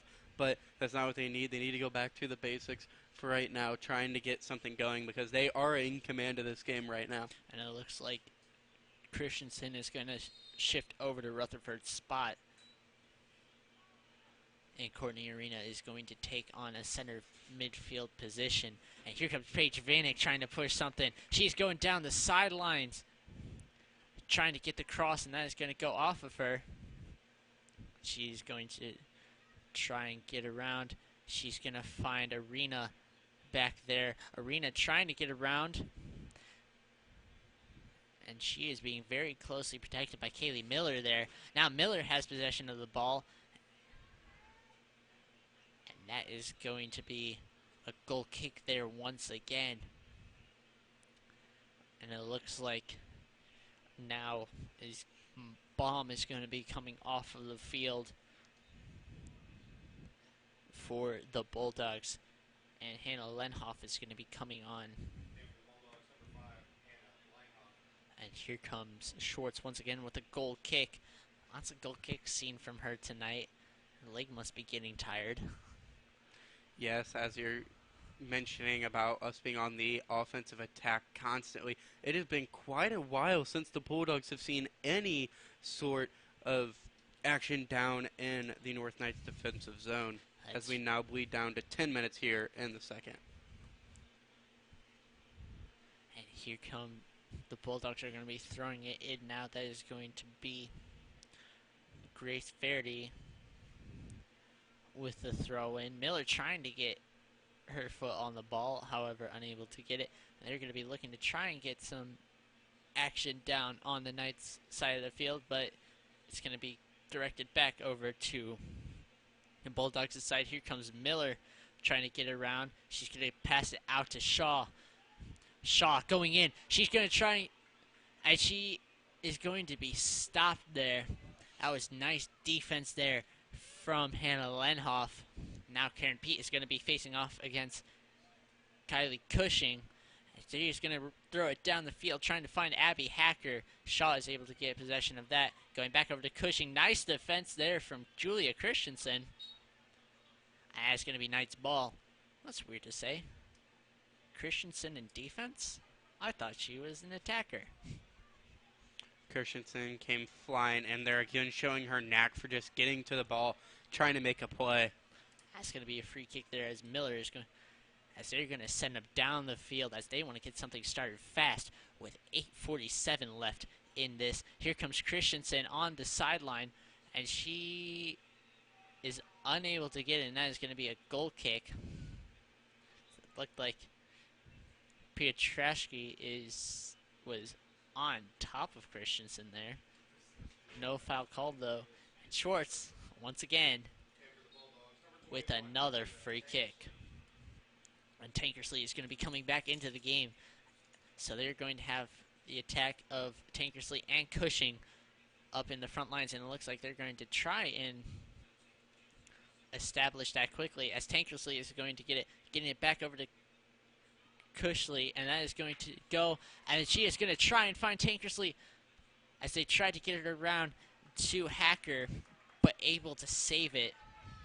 And now Christensen is going to go down the sideline, and she's going to try and find Hamilton, but that is going to be nicely defended there once again by Hannah Lenhoff. And now it's going to go back to Lauren Shaw. Shaw's going to get it over to Hamilton. Hamilton trying to get it around Lenhoff. Lenhoff fighting for the ball. And that's going to be another foul. 7:30 left on the clock here. Rutherford lining up to get in for the Knights. And that's going to go over, and that's going to go to Cushing. Cushing trying to find Tankersley, and Crane is able to break that up. Crane getting it once again, going over to Shaw, trying to find Hamilton. That is going to be saved there from Bloomfield. Bloomfield passing it back to Schwartz. Manthe tried to sneak up on Schwartz there, possibly trying to get a goal. Nice there from Courtney Arena. That is going to be Knight's ball. And Rutherford is going to be coming in for Paige Vanek. Looks like Cushing is going to be coming out for the Bulldogs. And Claire Anderson is going to be coming in. Clock now striking down to 6 minutes and 30 seconds left here in the second half. And it's going to be going over to Manthe. Manthe going back to Shaw. Here comes Shaw trying to find someone. Shaw to Hamilton, and that is going to go through two defenders, and is going to go over to Anderson as Shaw is able to get the ball back. Shaw going back to Christensen. Christensen able to get around the defender, trying to find someone in the box. And they unable to get someone, but that is going to be a goal kick either way. She was out of bounds when that happened. Good look and read there by Christensen, knowing that somebody was going to be there in the center of the field, but having it right, Abby Miller being in a perfect position there to possibly score. And it looks like Danny Hudson is going to be coming in now for the Bulldogs. North Knights doing a very good job of keeping their head on the ball, making sure that they're gaining possession and then trying to keep it, as they've done a very good job of that, being the main attackers here in the second half. And that is going to be Knight's ball.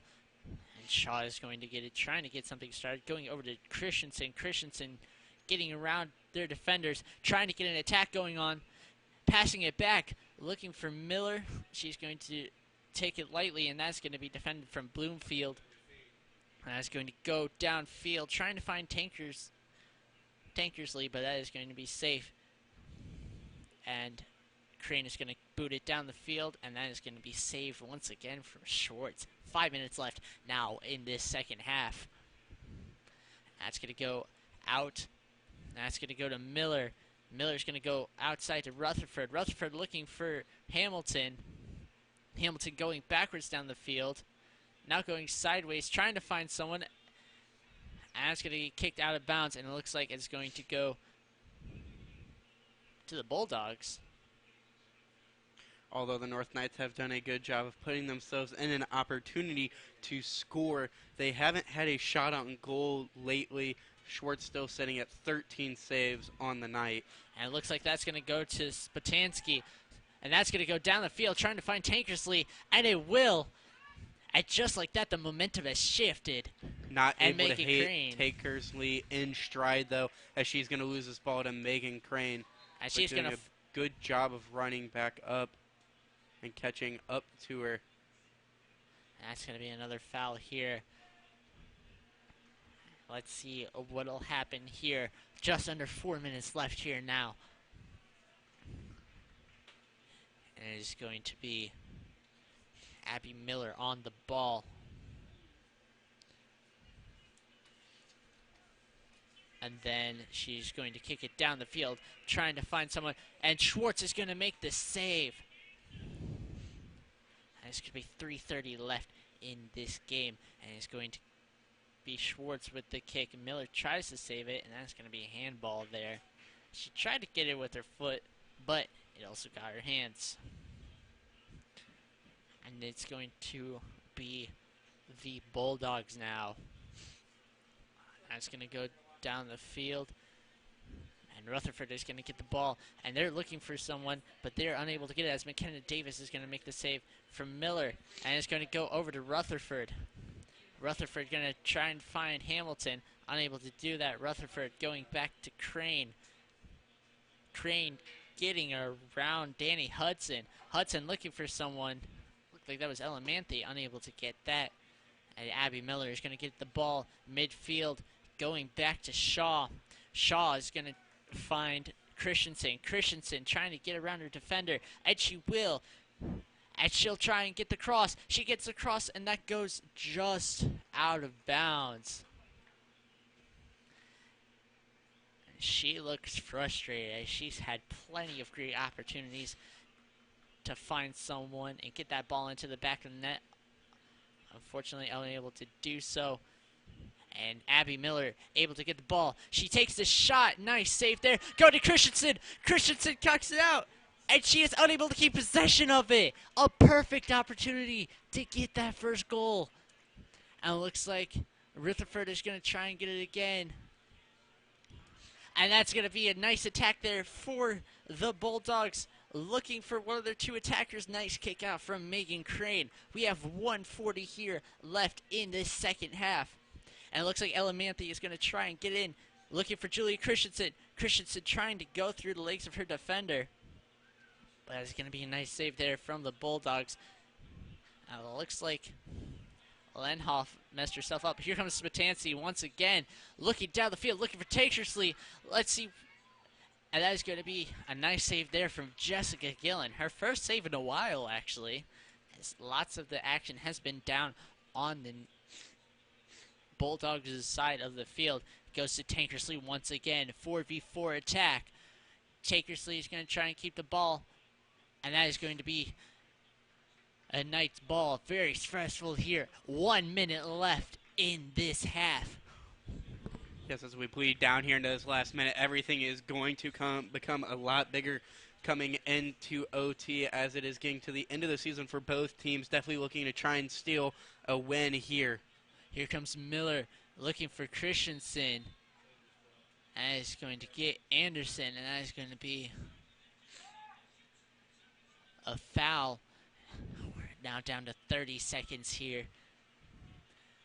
And it's going to go to midfield. Spatanski going to the outside, trying to find Faraday. Faraday going down, going too fast for the ball.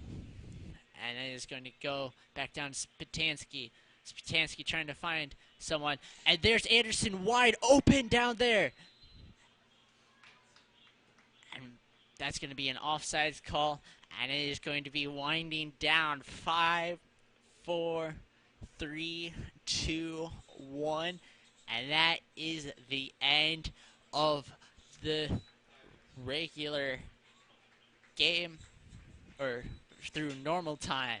We are still 0-0 here at Francis Howell North Senior Night. So Jordan, like we mentioned before the stream even started, a lot different than last year's game, as and we have an update for the Blues and Stars game, as the Blues are up 1-0. Jordan can give us a little more information on that. Yes, the Blues scoring there. The scoring summary: Vince Dunn off of a assist by Alexander Petrangelo, and Ryan Thomas with a wrist shot. 13:30 mark there in the first as the St. Louis Blues are going to take a 1-0 lead in that Game 7 here in St. Louis tonight. The Cardinals also playing tonight. They are currently down 6-0 at the end of the second, so having a rough night down in Busch Stadium, but so far a good night down at Enterprise Center. So lots of great games happening around St. Louis. But if you are here with us right now to watch this overtime thriller, we thank you for joining in with us tonight for the final stream of the 2018-2019 school year.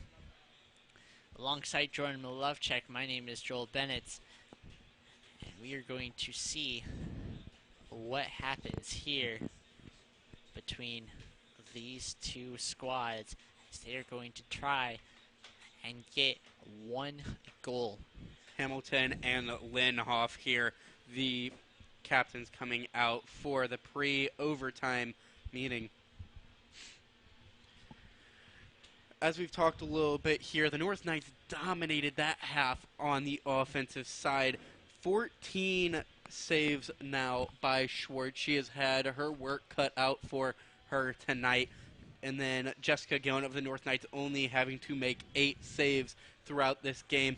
And neither one of them wants to budge and let the one in that's really going to decide it here. That's right. There's been a lot of close calls, especially for the Knights, as they even had a ball that was saved by Schwartz that everybody thought went in from Julia Christensen. Speaking of which, Christensen with 7 shots on the night, she has been all over the field, trying to create many opportunities for these Knights, and also getting plenty of shots in, trying to get the ball into the back of the net, especially with that one that went just wide as it reached the 10-minute mark of the second half. As we now strike down to 2 minutes before we go into the overtime period here. Joel, what is your prediction and what are you thinking is going to happen once this ball starts moving again here going into overtime? Do you want to hear my stats-based opinion or my opinionated opinion? Why not both? Okay, so I believe that stats-based wise, I feel that if the Knights are able to keep their energy throughout this game, they will be able to find a ball into the back of the net. But they'll have to make sure that they keep their crosses safe, and they'll also need to make sure that they connect with someone. That's been a big problem with them tonight. They haven't been able to connect their crosses. They haven't been able to find that second half, and that's the most important part of cross because they're the ones that take the shots. And then from the Fort Zumwalt South standpoint, I feel like they'll really need to push the offense. They've been spending so much time down on the Bulldogs' side of the field. Tankersley and Cushing have, when they've had the ball, they've been amazing with it, except for the fact that Karen Beat's been down there. I feel like the Knights have big bursts of energy with Julia Christensen, Courtney Arena that comes on and off the bench. You also have Brenna Rutherford, and of course, in the backfield, Lauren Shaw. She can come up very quickly along the sideline and make a very great cross. We've seen that multiple times here tonight, actually. So I feel that in both cases, I feel that the Knights are going to come out victorious here tonight.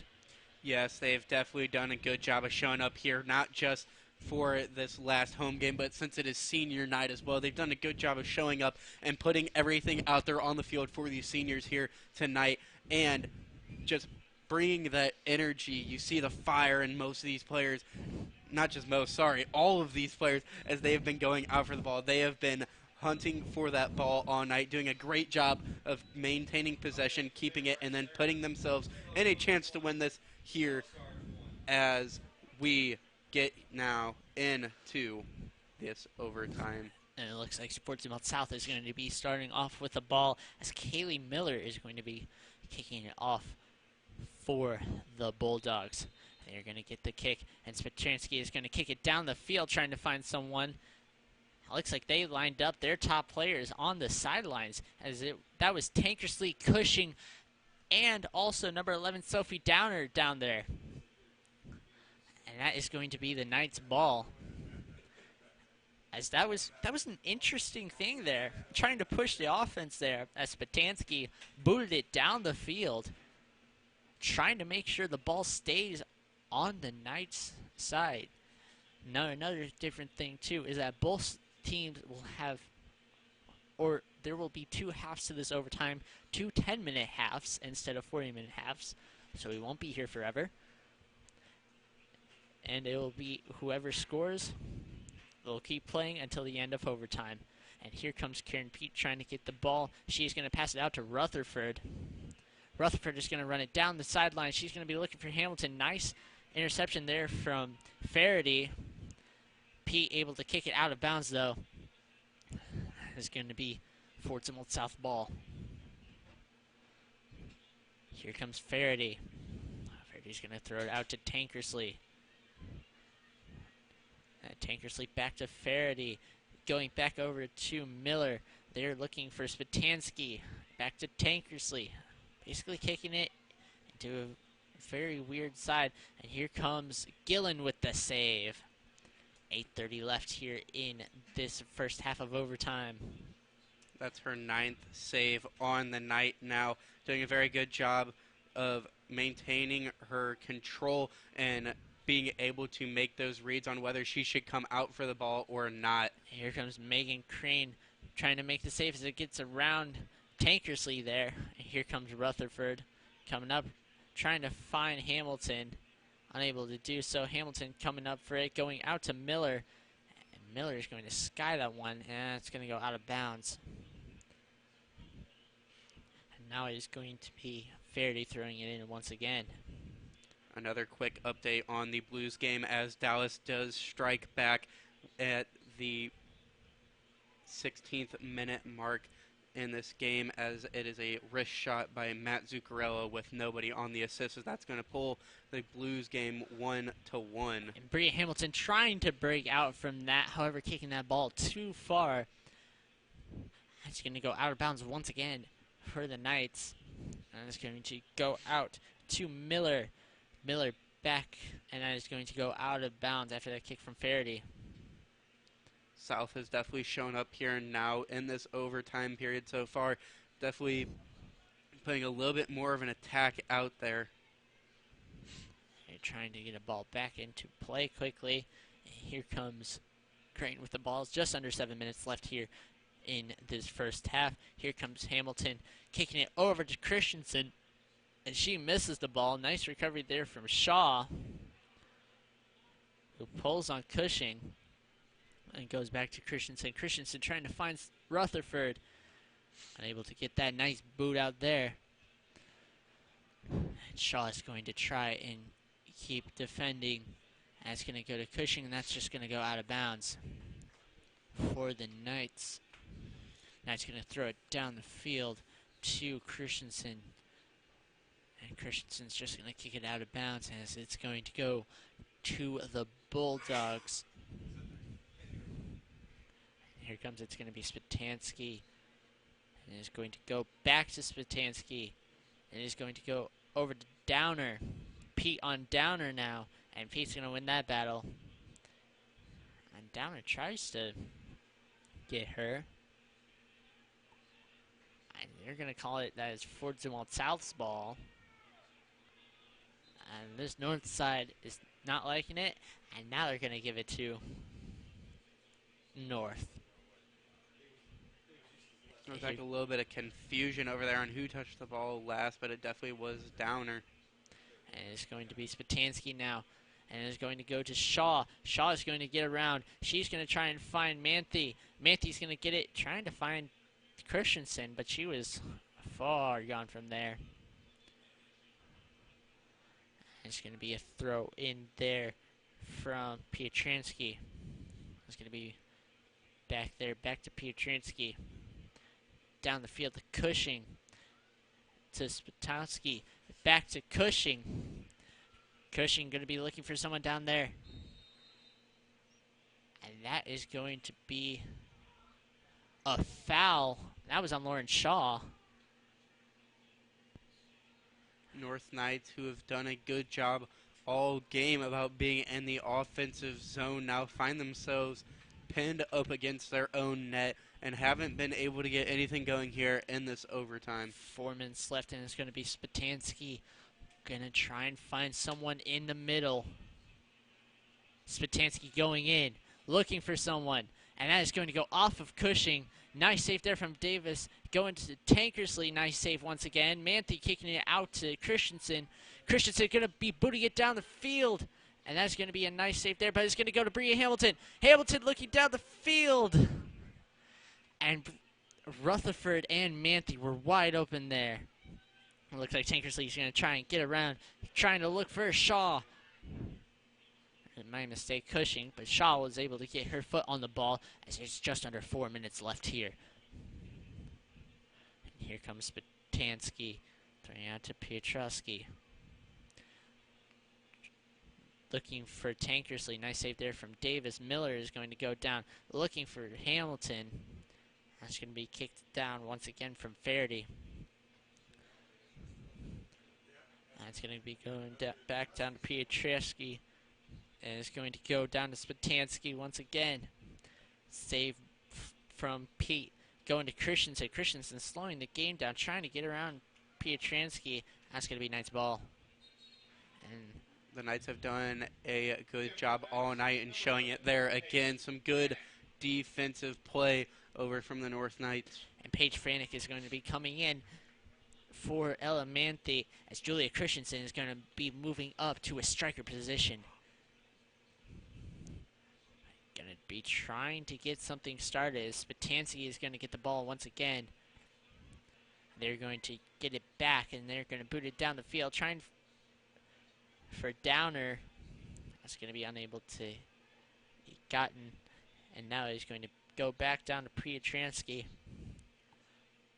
And that's going to be a throw for the Bulldogs. 2:30 left here for this senior night game in the first half of overtime.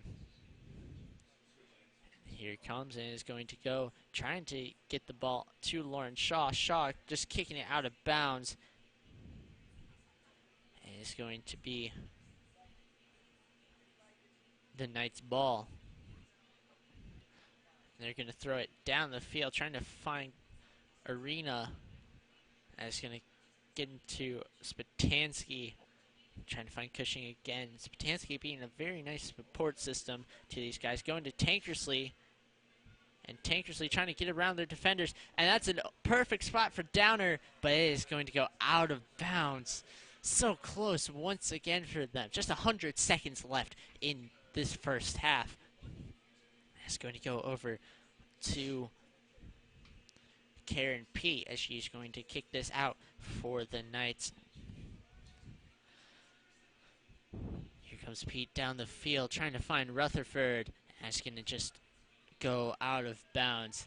As we can see here, it looks like these players are getting pretty tired. Wouldn't you say so, Jordan? Yeah, they've definitely been playing their hearts out here for now more than just a regular game, as we're going to hit 1 minute left here in overtime. They've been playing their hearts out the whole game, and it's really starting to show that this was going to be an endurance game, and now we're going to really see what it's like when both teams are tired.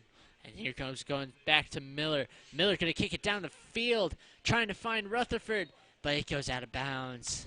40 seconds left in this first half. Looks like they're slowing the game down now. And here comes Faraday throwing it down. And Miller trying to get the ball, kicks it down to Crane.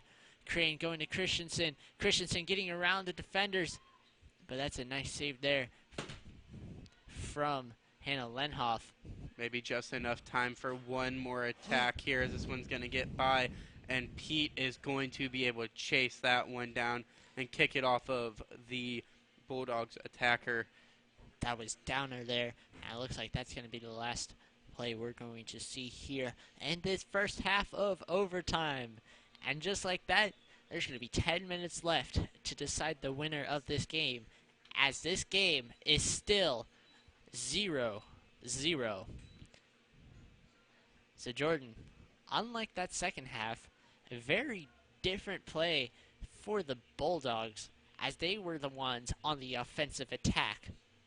Yes, they've been really quiet on the attack all game, so definitely saving some energy there for that overtime. They've had a couple of good chances down there, but the North Knights defense, as they've shown all night, is not going to let them walk away with this one really easily. Jessica Gillen also playing very strong still back there in net.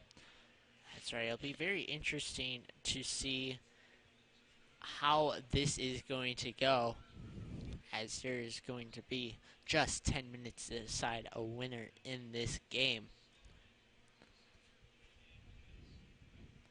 We will be back in a matter of 4 minutes.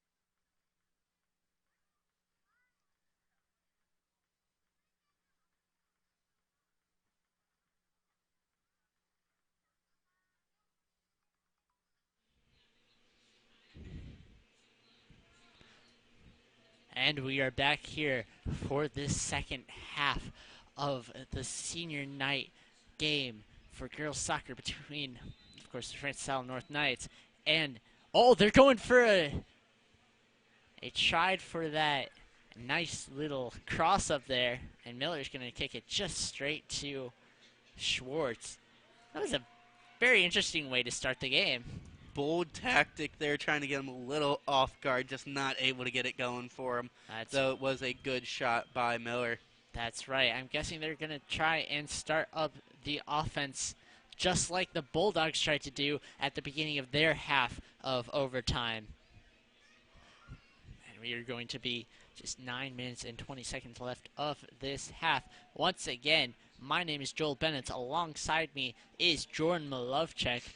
And they're going, both teams are going to try and get a goal here. Here comes Tankersley, and that is going to be a goal for the Bulldogs. And just like that, the Bulldogs are going to win this amazing game. That was, while it was a little bit disappointing for the Knights, you gotta say, Jordan, it was an amazing game. Oh, that was one heck of a game here to see on senior night. Neither team, especially the North Knights, should walk away with this with their heads down. Lucky. I was thinking we were going to go all night with just this absolute defensive powerhouse, and showing by the North Knights here tonight as they were dominant throughout this game, putting it into Tankersley, but Tankersley showing up right when her team needed her, showing up for her 19th goal this season. That was a pretty impressive goal as they went into the box, and she had a wide open shot there, and it just got past Jessica Gillen. The French Salle North Knights are going to move to 9-9 on this season, while the Fort Zumwalt South Bulldogs are going to move to 12-7-1. So Jordan, who do you think tonight's player of the game was? Well, this one's really hard. I'm kind of stuck between two players, obviously, from each individual side, though. Tankersley, you have to give her the nod there that she got that go-ahead goal there for the Bulldogs, although she was pretty quiet throughout the game. She had a couple of chances, just not able to convert on some of them with some offside calls being called or just sailing it outside of the net. She didn't look comfortable all night. The North Knights did a great job of limiting her, but mostly in part to Karen Pete. Oh my gosh, she was an absolute madman for the North Knights tonight as she was leading the defensive charge here at North Knights Stadium. But I will have to give the nod tonight to Tankersley, who was absolutely phenomenal. Well, we thank you guys for tuning in to the final stream of the 2018-2019 year. Unfortunately, for many of our live stream staff, this is our final stream for us. I'd like to give a very big nod to our seniors who came out to come make live stream great. First off on camera, Harold Patel and Enrico Spadaccini.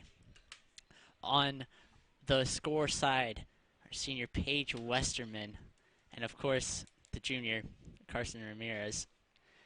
And of course, we have to get a big thank you to our live stream editor for the past 2 years, who unfortunately was unable to make it here tonight, Miss Madeline Chenault. She has helped made this program amazing. So Jordan, this is it.